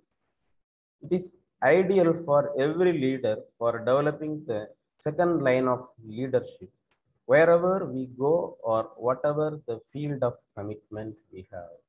For this, the following methods may be adopted. Inspiration and motivation. Inspiration is thought, motivation is action. When thinking changes, it reflects in behavior. In order to inspire people to motivate themselves, we need to understand their needs and wants. What is the greatest motivator? Is it money, recognition, improvement in our quality of life, acceptance by those we love? All of these can be motivating forces. Fear. Motivation is like a fire. Unless you keep adding fuel to it, it dies. Your fuel is your belief in your inner values. When this belief in inner values feeds your motivation becomes long lasting. Internal and external motivation. External motivation comes from outside. Examples of external motivators are money, societal approval, fame, or fear. Creativity, create a friendly work environment. Your colleagues spend a large amount of time of their lives working in the hospital or institution. So try to make the office look as friendly and appealing as possible. Then you create a pleasant atmosphere where it is welcoming and comfortable. Your employees will be more than eager to go to work every day.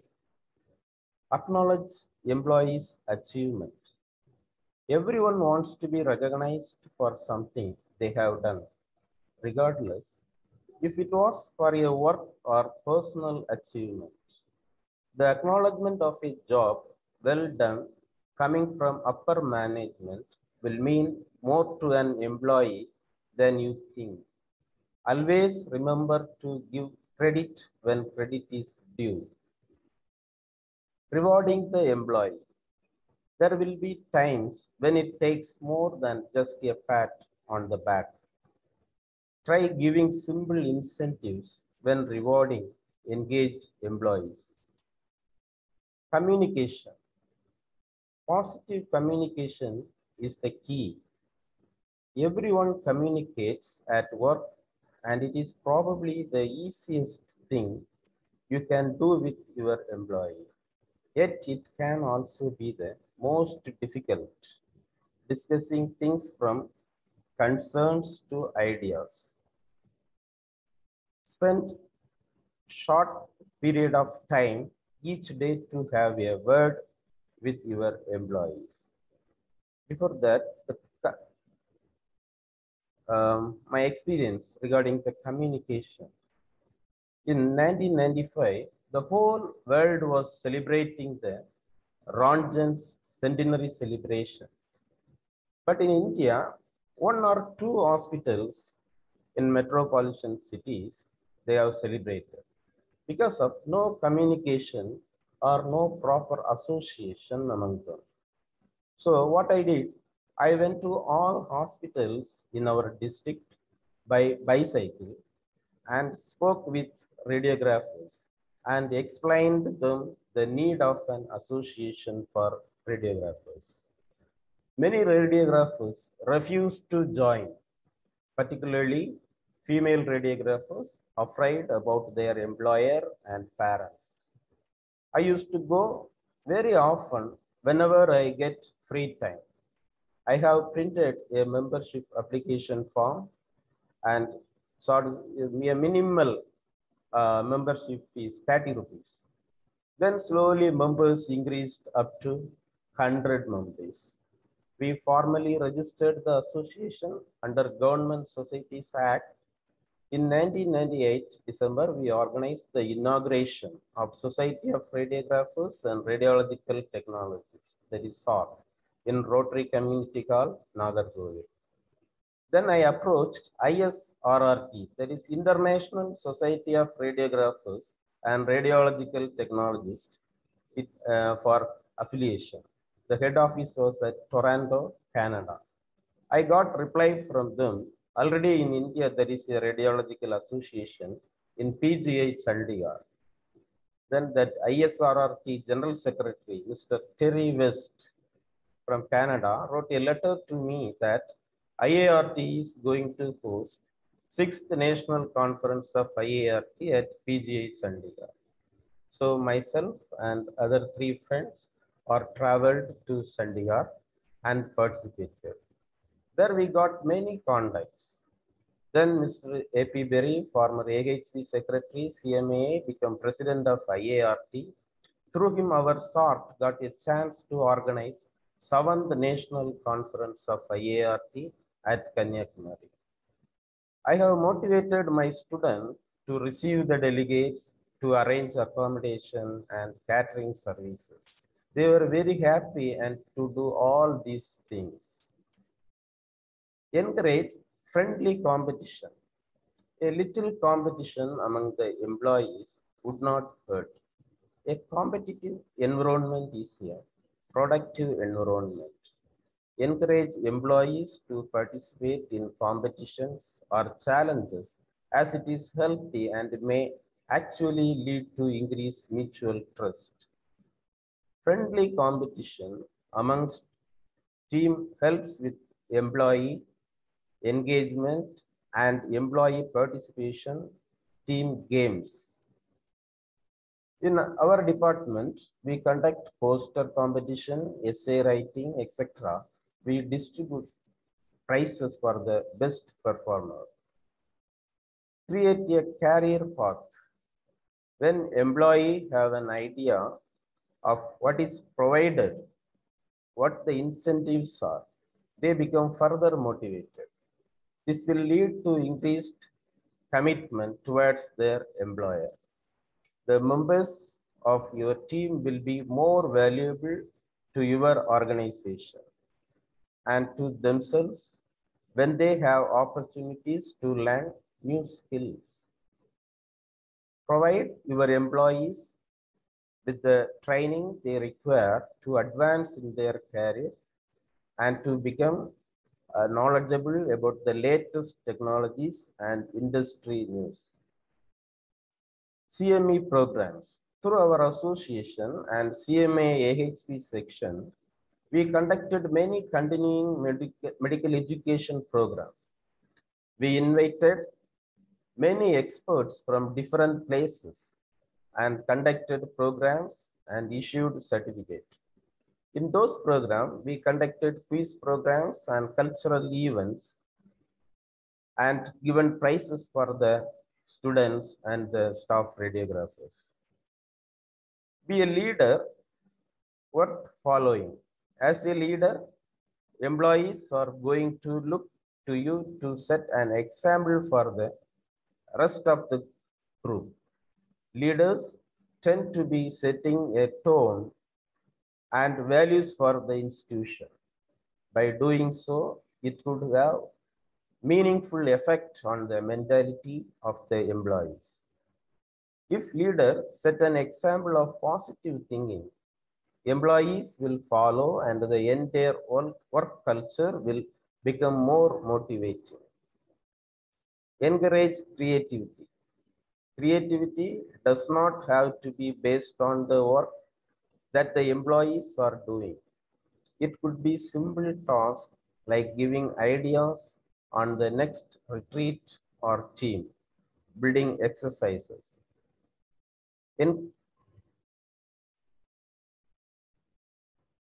Encourage teamwork.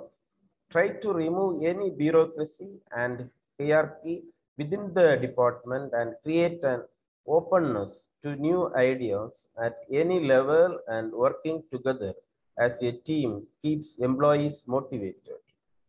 Welcome all ideas.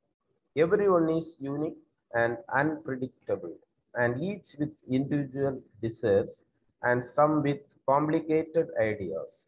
Remember not to shun away ideas or suggestions, no matter how silly or meaningless they may sound. No single strategy can ever hope to please all of your workers all at once. A tiny, silly idea could be brainstormed into something brilliant sooner or later. Now you know how to motivate your colleagues using these simple methods. As you work to find the best motivators for your workplace. Bear in mind that you need to make adjustments and changes as you discover what works and what does not. Every institution is different. Some of these ideas may work for your institution, while other methods are not the right ones.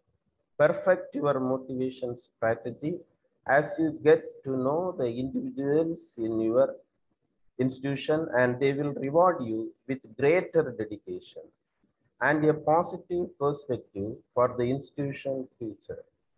Do not forget that an employee who enjoys coming to work is a worthy investment. Thank you. One thing I forgot to share with you. Recently, we are having many social medias, Facebook, Instagram, and all. So then next I started a group called SORT in the name of Society of Radiographers and Radiological Technologists. Every day I used to post a quiz regarding the radiology technologies subject.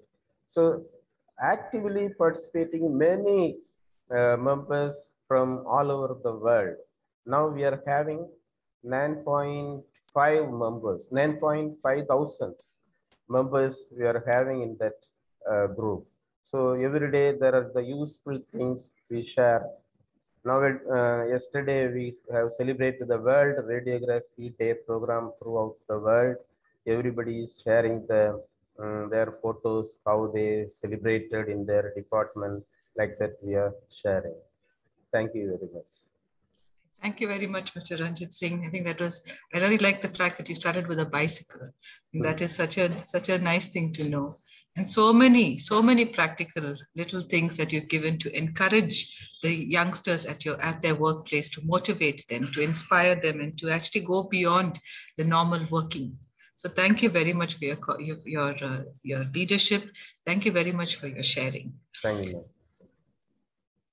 Okay, I know we are running short of time, and I apologize for that. I would request all of you to please take all these PPTs and the lectures back and see and show and share it with the network. So before we close the session, we just like to hear from three of our network partners who are very much involved in the mission network, in encouraging youngsters and also in sending them all what you've heard so far. And I would like to hand over this time quickly to Dr. Sam Siddharth as he talks about, he is the General Secretary for the EMFI. And sir, over to you as you lead us through a little bit of what EMFI does. Thank you. Thank the Lord and CMAI, Dr. Priya particularly for this opportunity. For want of time, we know that I'll just be very brief.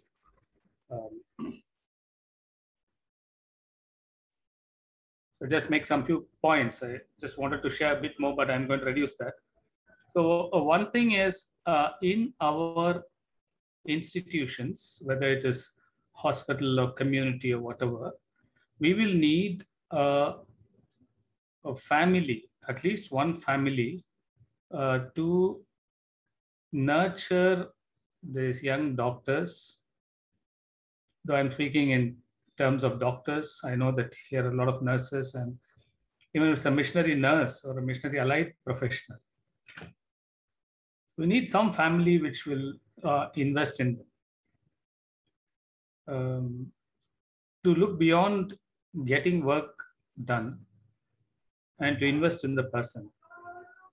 So investing is not a big thing, I'm saying. Just investing is calling home for some food,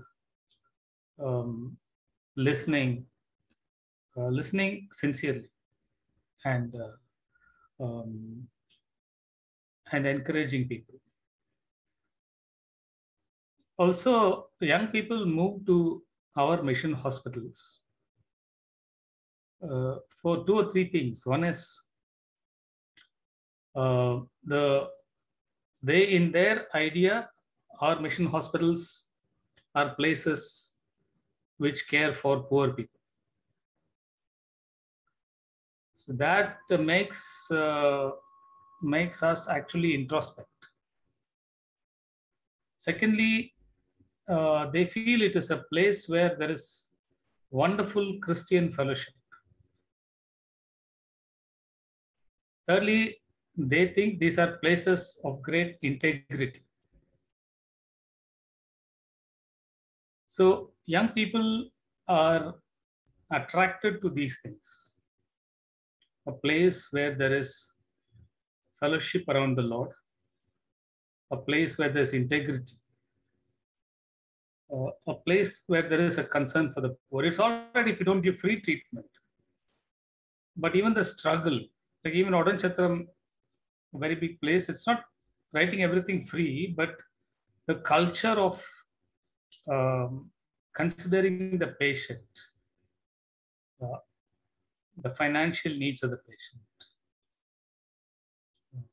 how they will pay the bill, how they will do the investigations. Even that very exercise is beautiful. And young people are very attracted to such things. If they want to just be learning medicine, they can be in any place. They can go to the top institutions. They do come here for these things. Very important is to have a place where people can sing songs for the Lord, read scripture together, discuss those practical things about growth in the Lord. Once again, doing these things actually places a enormous incentive for the leaders to walk what they are talking about. It is a fantastic thing, a great blessing for the hospital. Because now I have talked to a group of medical students in my house saying about great love. I'll tell you a joke. So in the hospital where I was medical superintendent, I used to take Bible studies. Then I screamed at somebody. So the next Bible study or the chapel service, somebody is talking. There are some people in this hospital who talk a lot about love, but they are not really loving. So that hits you under the belt, okay? It's a heavy shot. And then you are stressed to actually reflect about it. It's actually a very good thing when we invest in young people like this, of course, to everybody.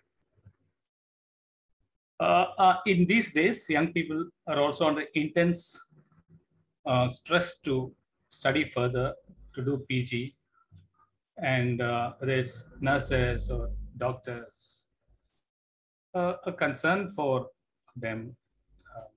Mission hospitals are places where we don't have time. The two of us on duty all the time. The place where I worked, I was on first call as medical superintendent one day. The next day, I'm on second call.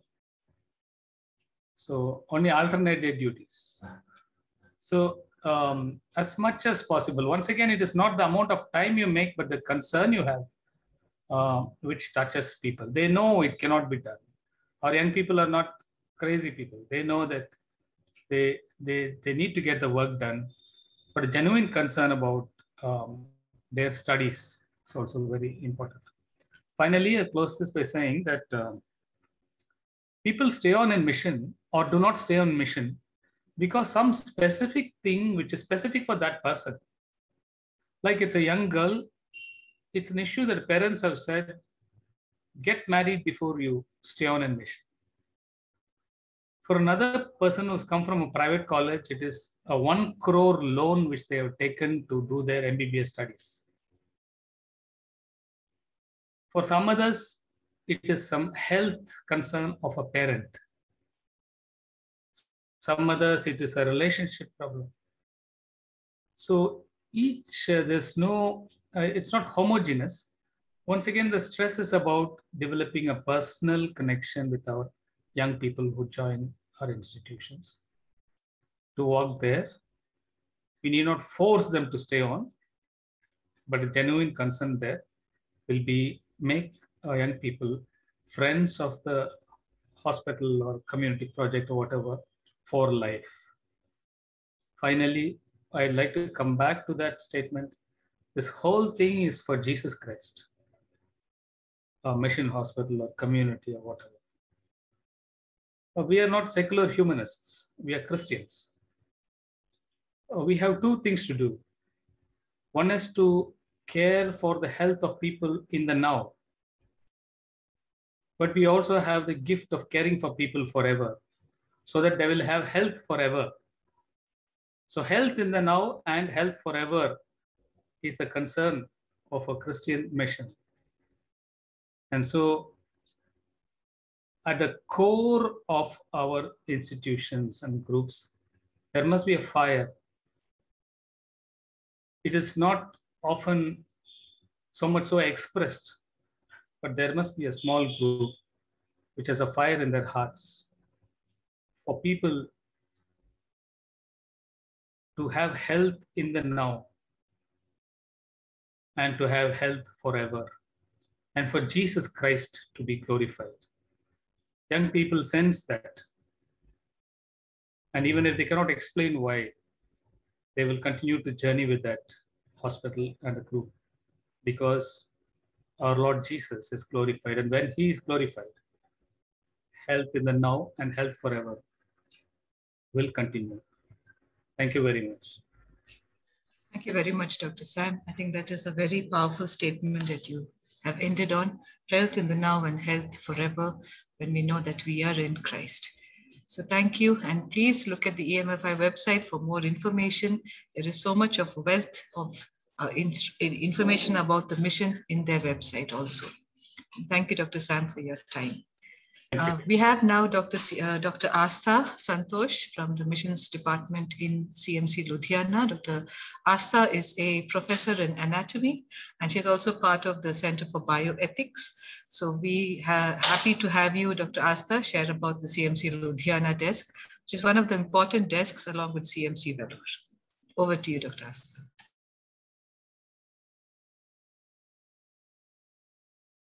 We can't hear you, Dr. Astha. Please unmute. Sorry. So thank you for inviting me to talk on missions work. So I will be talking about the missions work in CMCH. Let me share my screen. Is my screen visible?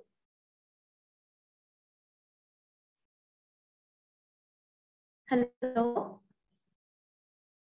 Is my screen visible? Yes, yes, it is visible. Okay. Yes. Thank you. So I'll try to keep it as short as possible. So the missions office CMCH Ludhiana is a team consisting of our director and principals of all the three colleges, medical, dental, and nursing, GB members that represent various sponsoring agencies, and office bearer.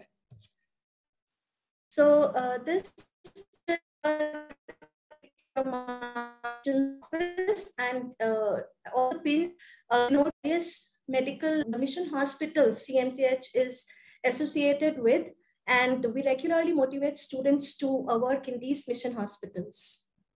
Just a picture to show our students working in various mission hospitals. Okay, and so the missions office, it works closely with the principals and the registrar's office. We monitor applicants. We keep in touch with the various sponsoring agencies. We counsel and encourage sponsored students. And that is not all. We continue with various other tasks. We monitor and evaluate the sponsorship process. We appoint people to conduct evaluations and assess outcome and impact of the sponsoring process. We take executive decisions based on the policies laid out in our document, that is the sponsorship policy document 2000. And we inquire into the complaints received from the sponsoring agencies, the candidate himself and the college, and we take appropriate action. And we also periodically review the eligibility of all these sponsoring agencies once every 3 years or more often as required. And the office meets at least 2 times a year, in which we try to motivate and encourage students by calling somebody who is already served in a mission hospital. Okay, going back to the aim. So the missions office in CMCH Ludhiana, we have a tripartite aim, which includes three important bodies. The first is the sponsoring agency, the second is the college, and then the student. And when we talk about a student, we cannot separate the parents of the student from the student. Student plus parents is one body. And it is very important that both are equally involved, equally motivated, and equally committed. To do what? To provide a committed and a well-trained medical personnel to mission hospital. And why are we doing all this? We are doing all this because we aim to be a part of the healing ministry of the church. So that's the main aim here. And all the various tasks that we do as missions office, I have mentioned. And in the last slide, I would only like to personally stress upon certain points. This slide basically also talks about encouraging and motivating students. It was so enlightening to listen to all the speakers today. Most of you talked about motivation and encouragement. And of course, Dr. Deepak and Dr. Philip, they talked about the problems that are being faced by the mission hospitals. Most of them are on the verge of closing. We all do realize that. And the point that I'm going to stress on here is that starting with sponsorship. So sponsorship is a process by which sponsoring agencies invest in future health professionals who can serve in the healing ministry of the church. So basically this, the sponsorships itself starts the challenge of motivating and encouraging the candidate, not only the candidate, but his parents too. So, and what does the sponsorship give the student? Okay, it gives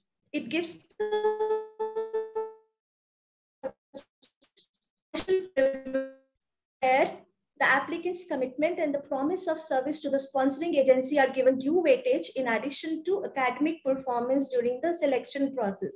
So this is very important and has to be remembered by all the sponsoring bodies, by the candidate, and by the parents also. So that's what is written in the last. We must never forget that what was given to us and what we have to give back. So we have to keep stressing on this, and we have to motivate and encourage as most of the speakers today. We all talked about the same thing. We all realize that this needs to be done, and we as missions desk in CMCH Ludhiana, we are also a part of it. And I would like to just end by saying that. Thank you so much. Thank you very much, Dr. Asta. It's very encouraging to see all those dots on the Indian map where CMC Ludhiana is involved and has mentored and sent their students. Thank you very much for that. And I'm looking forward to working more closely with you as you take over this very important role in CMC Ludhiana. So thank you. Yeah. May I hand over this time to our last speaker for the day, Dr. Thomas Samuel Ram from the missions desk in CMC Vellore. Thomas, I'm sorry for the delay, and I hope that you'll have enough of an audience, but we will take all your presentations to the larger network. Thank you.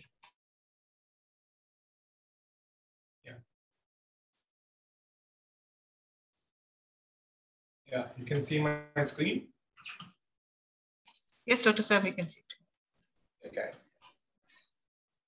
Very good evening to all of you, and I'd like to thank God for this opportunity to share with you during this biennial meeting, and the entire CMAI family for allowing me to share what happens at the missions desk, or what we call the missions department at CMC Vellore.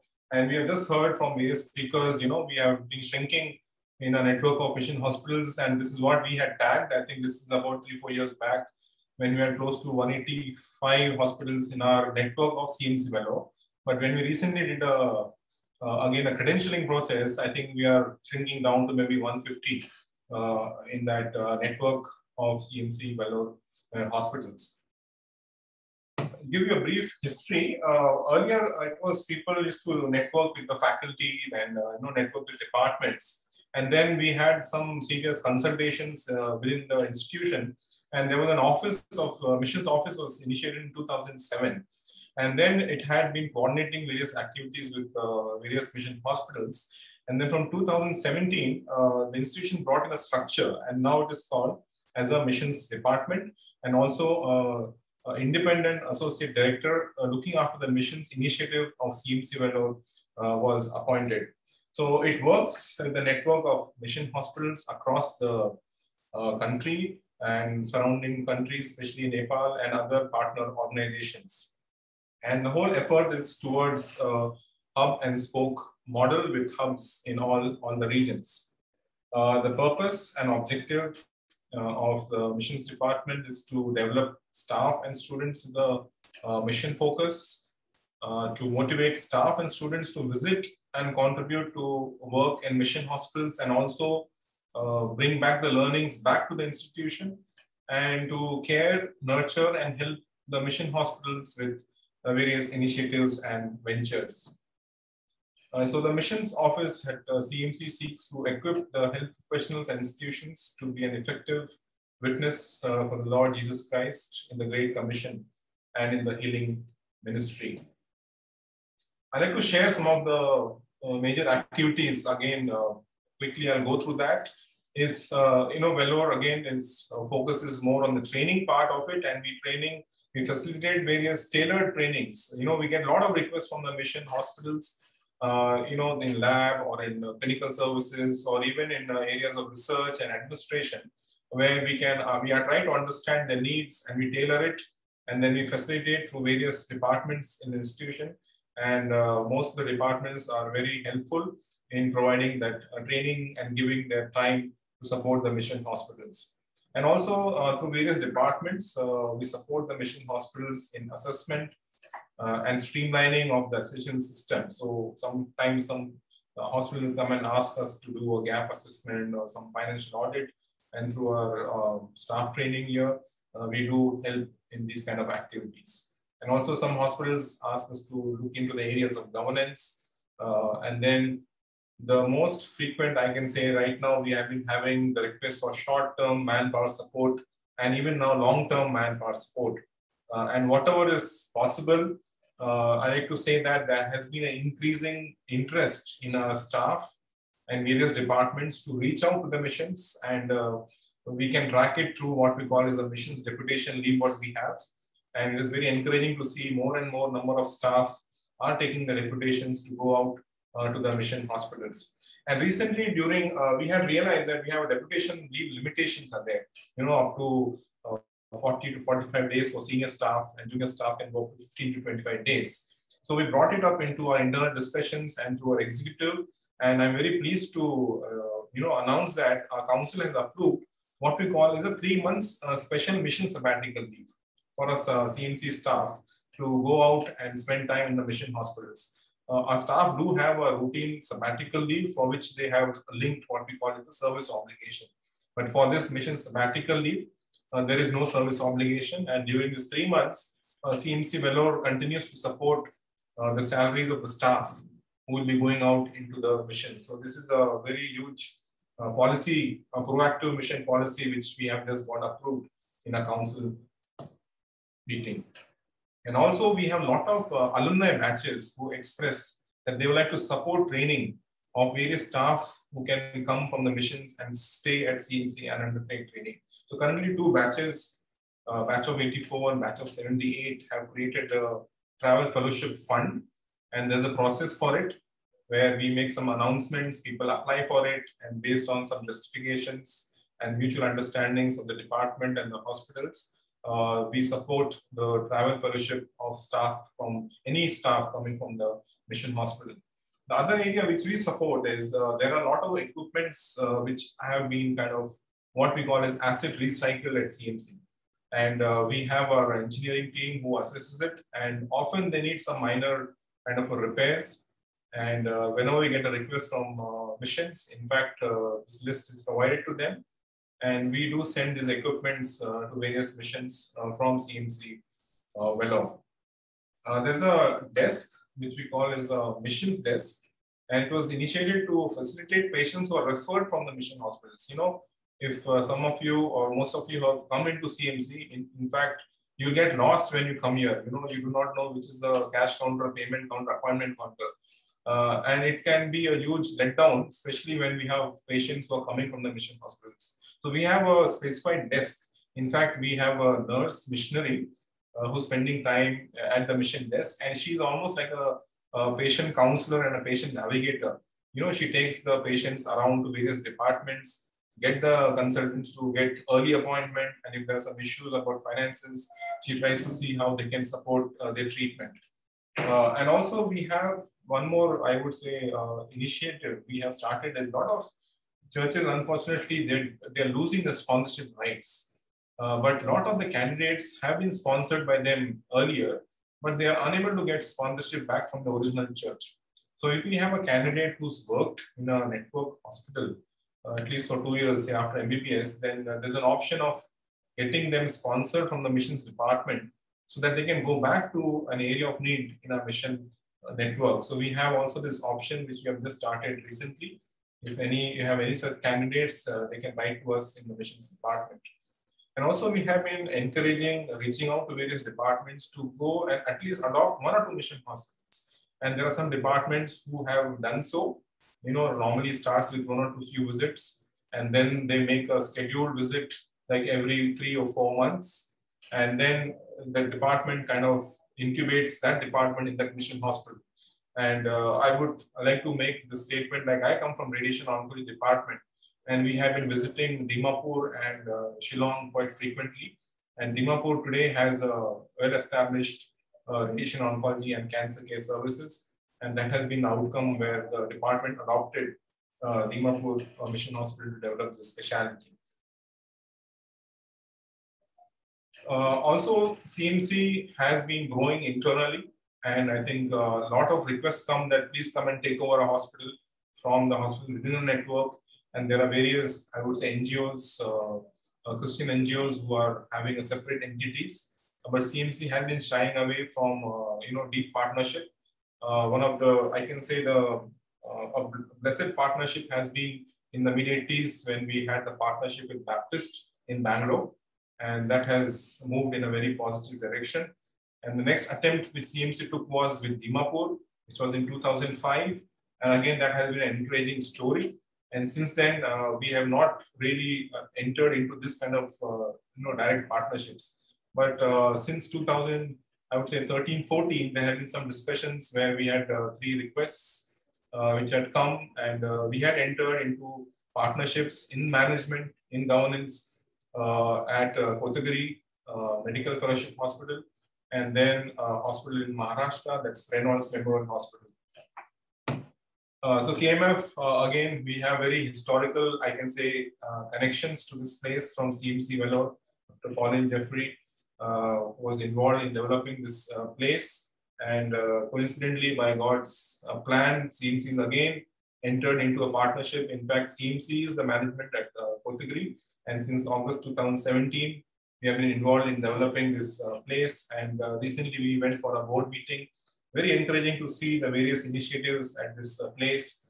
We have Dr. Tony Abraham, who had done neurosurgery at CMC. Initially started doing short visits, then little longer visits, and now is 100% working as a medical superintendent in that place. And many of our alumni are working in KMF Hospital. They have recently got a large number of grants, I would say, during this COVID second wave, and they have installed a CT scan in Kotagiri. They are doing like surgery, like total knee replacements. And we have a highly specialized department from CMC, like pulmonary medicine, vascular surgery. They all go and do their specialty camps there and undertake surgery. It's a big legacy of vascular team, especially Dr. Sunil Agarwal, who is to regularly visit KMF, who's no more with us. And his legacy continues to the department. The other hospital is in Washim. Again, it's a process where CMC is also learning the nuances of what happens in small mission hospitals. And there are important lessons which CMC is learning through this kind of partnership.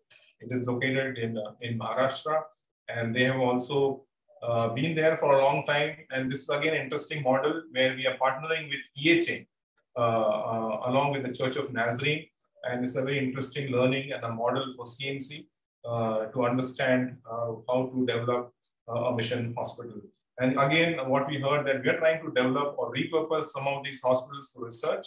And we got a big DBT grant of close to 3 crores for sickle cell and thalassemia to undertake in Washing district, and a Department of Hematology and Clinical Genetics are coordinating this program through CMC Vellore. Other initiative which we do to our desk is the Shiloh, again, which most of you are actively participating. And we partner through Emfi, and CMAI are very strong supporters of this program. This was the 14th year of this. What started as an event, actually now it has become a movement. And we see like last 2 events were almost virtual.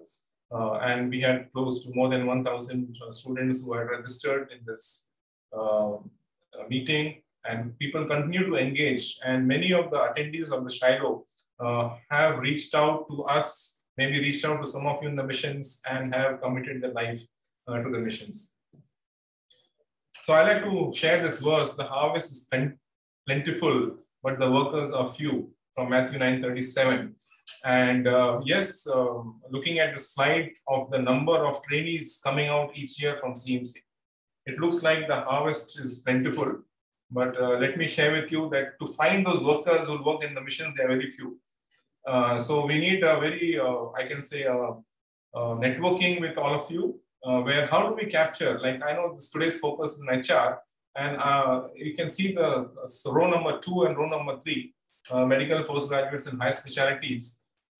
From 2017, when we had those challenges with admissions, we have now made compulsory service obligation even for the so-called open candidates, including MBBS, medical postgraduates, and high specialties. So you see there close to almost 300 plus postgraduates and 100 MBBS graduates are there, and many AHS diploma and degree graduates are there who have a service obligation. Almost everybody has a service obligation in the institution, and we are going to see a situation where we need to match with various mission hospitals, because there are a lot of nuances, at the personal level, family level, and their commitment to work in certain places. So we are networking with CMAI and EHA, where how we can leverage on this, I can say, a huge potential which is going to unfold in front of us, where through this system, where everybody has to do their service obligation. I'd like to thank God that we have a very, I would say, dedicated, committed team at CMC led by our director. And then we have missions network consultant, Dr. Sam David, deputy directors, Dr. Julie, missions coordinators, Dr. Ashwin, Ms. Bensi, who does most of the network and communication with all of you. And Magdalene is our mission desk coordinator. So as we like to conclude with this slide, and let us build together this network. And on this side where you're seeing the hub and spoke, where CMC is, the mothership is continuing to expand with its peripheral campuses. You have the peripheral campuses of Chad, Rusa, and NCCU. Then you have the other campus, Chittoor, which is developing in a different trajectory. And the Kanikapuram campus is also going to come up very soon in a big way. So these are the 4, I can say, the campuses of CMC, and has been a discussion and I can say a good thought that the missions should be the 5th campus of CMC. It is through this missions hospital network, CMC should reach out and develop a hub and spoke model while it continues to develop its own hub around the mothership. So as we renew and restore on the 46th Biennial and this idea of 5th campus, the mission of the healing ministry, the mission which is without borders, I like to again thank God for this opportunity, and also CMAI for this evening to share what happens to the missions desk at CMC Vellore. Thank you, all of you. God bless. Thank you very much, Dr. Thomas and Ram, and thank you very much for your vision as the Associate Director for the Missions Department of CMT Vellore. I think we have a lot to look forward to as we work together. I think there has been so much of rich learning. There has been so much of important experiences that have been shared, and we would really look forward to this position paper. There is one drafted, but I realize we are short in time, so I'm not going to share it now, but I will share it with all the speakers. You know, when we were putting all these thoughts together for the human resource challenge and all the what is already going on, the gaps that need to be addressed, there were so many people on that table. And I realized that I could not leave any aspect out. I do apologize for the long session that we've had, but definitely a useful one, definitely a God-led one. And as CMAI, we look forward to really bringing all this together and to take it forward for the missional service that God has called us for. To each one of the resource persons, okay, before that, maybe there are just, I think, any question you'd like to quickly, I think there was one about mental health from Dr. Joseph George and the importance of addressing that. Dr. MC Matthew did touch on it when he talked about the burnout, and he talked about ensuring that we are there for the youngsters, even through that whole marriage, manage enrichment, not counseling. So I think those are very important thoughts. And thank you, Dr. MC, for bringing that up. Dr. Joseph, anything specific you wanted? Yes, and Dr. Sunita had a question about when these youngsters do not get parental blessing to come, how is that addressed? Is there any thoughts on that? I do know one example where Dr. Vijay and Dr. Ann go and meet with the parents and talk with them actually in their own living rooms, and sometimes maybe ask them to come and visit. That was one way they found it, maybe a solution. Any other solutions anybody has experience with? Dr. Reggie?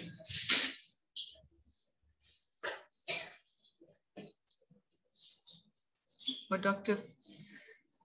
Deepak, or anybody would like to answer that question about how do you deal with parental permission when they don't get it?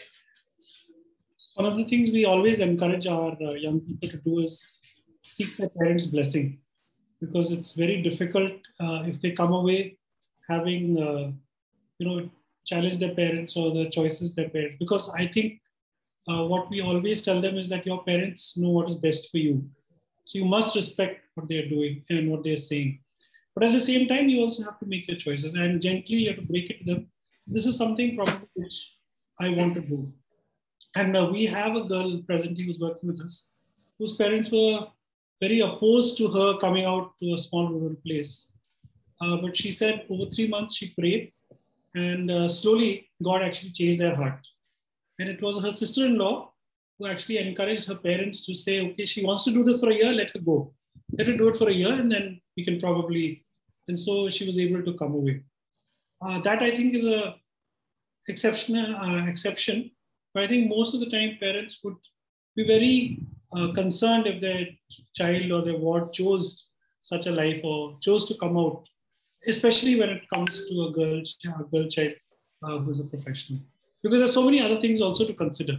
So I think we as people who work in these places also need to be very aware of the challenges that families face, especially when they put their child through medicine or nursing or even a professional course. Yes, true. Thank you, Dr. Deepak. I think a few solutions there. Dr. Philip Finney, anything? And while you answer the question, I'm going to quickly run through your slides.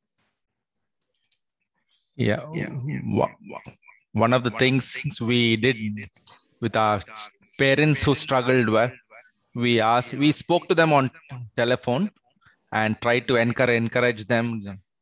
And in addition, some of our own junior doctors who were friends of these students and their parents, they visited them and shared their positive experiences, what they had. So many of these parents are not from medical backgrounds, so I can understand their genuine apprehension. So when these students go and share what they learned, how they were cared for in the small mission hospital, I think that allayed a lot of the fears. And we actually had the parents come over with the parents, stay for a week. And then when we interacted them, I think a lot of their apprehensions came up. Not always, but many of the cases. Thank you. Thank you, Dr. I think that's another good way of dealing with it. So these are the students who have come to Raxol. Is this the one? This is Herbertpur. Herbertpur, oh, sorry. Okay. And this is what some of the students shared in their feedback.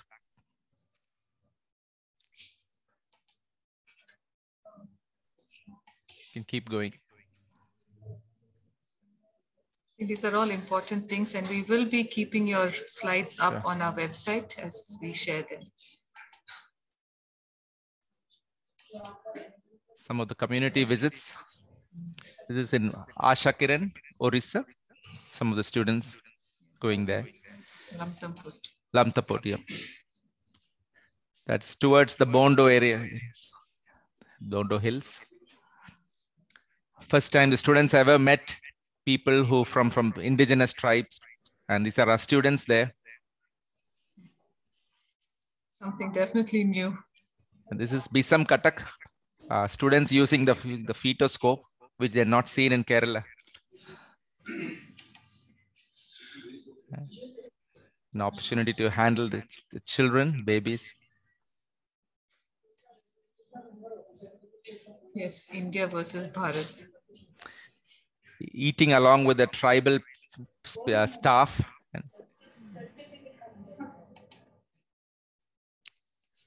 They never experienced where a child's footprint is taken when the child is born, and it says "My ladki, maine dekha hai, ladki hai." That means they are sure that this is a girl baby and it's not mixed up. Yes. Students who came to Madhipura and Roxol. Their imagination of what Bihar, Bodh Gaya looks like. And on the right-hand side, the reality what they saw. Snake bites, and one of my colleagues demonstrating the various snakes with live examples in front of her to our students. I hope they're not live. They're all they're all formalin. Okay. Yeah, this is one of the self-help groups in the villages of Roxol. Yeah. This is in Champa in Madhya Pradesh. And some of their own expressions. And this is a poem written by one of our students at the end of his posting, which reflects the heart changes in him. Thank you. Oh, thank you. Thank you very much. Definitely life-changing moments. So thank you very much to each one of our resource persons. Thank you, Dr. MC Sir. Thank you, Dr. Deepak. Thank you, Ms. Emily Angla, Mr. Ranjit Singh, Dr. Philip. I think I said Dr. Deepak, Dr. Thomas, Dr. Astha, Dr. Sam Siddharth, Dr. Reggie.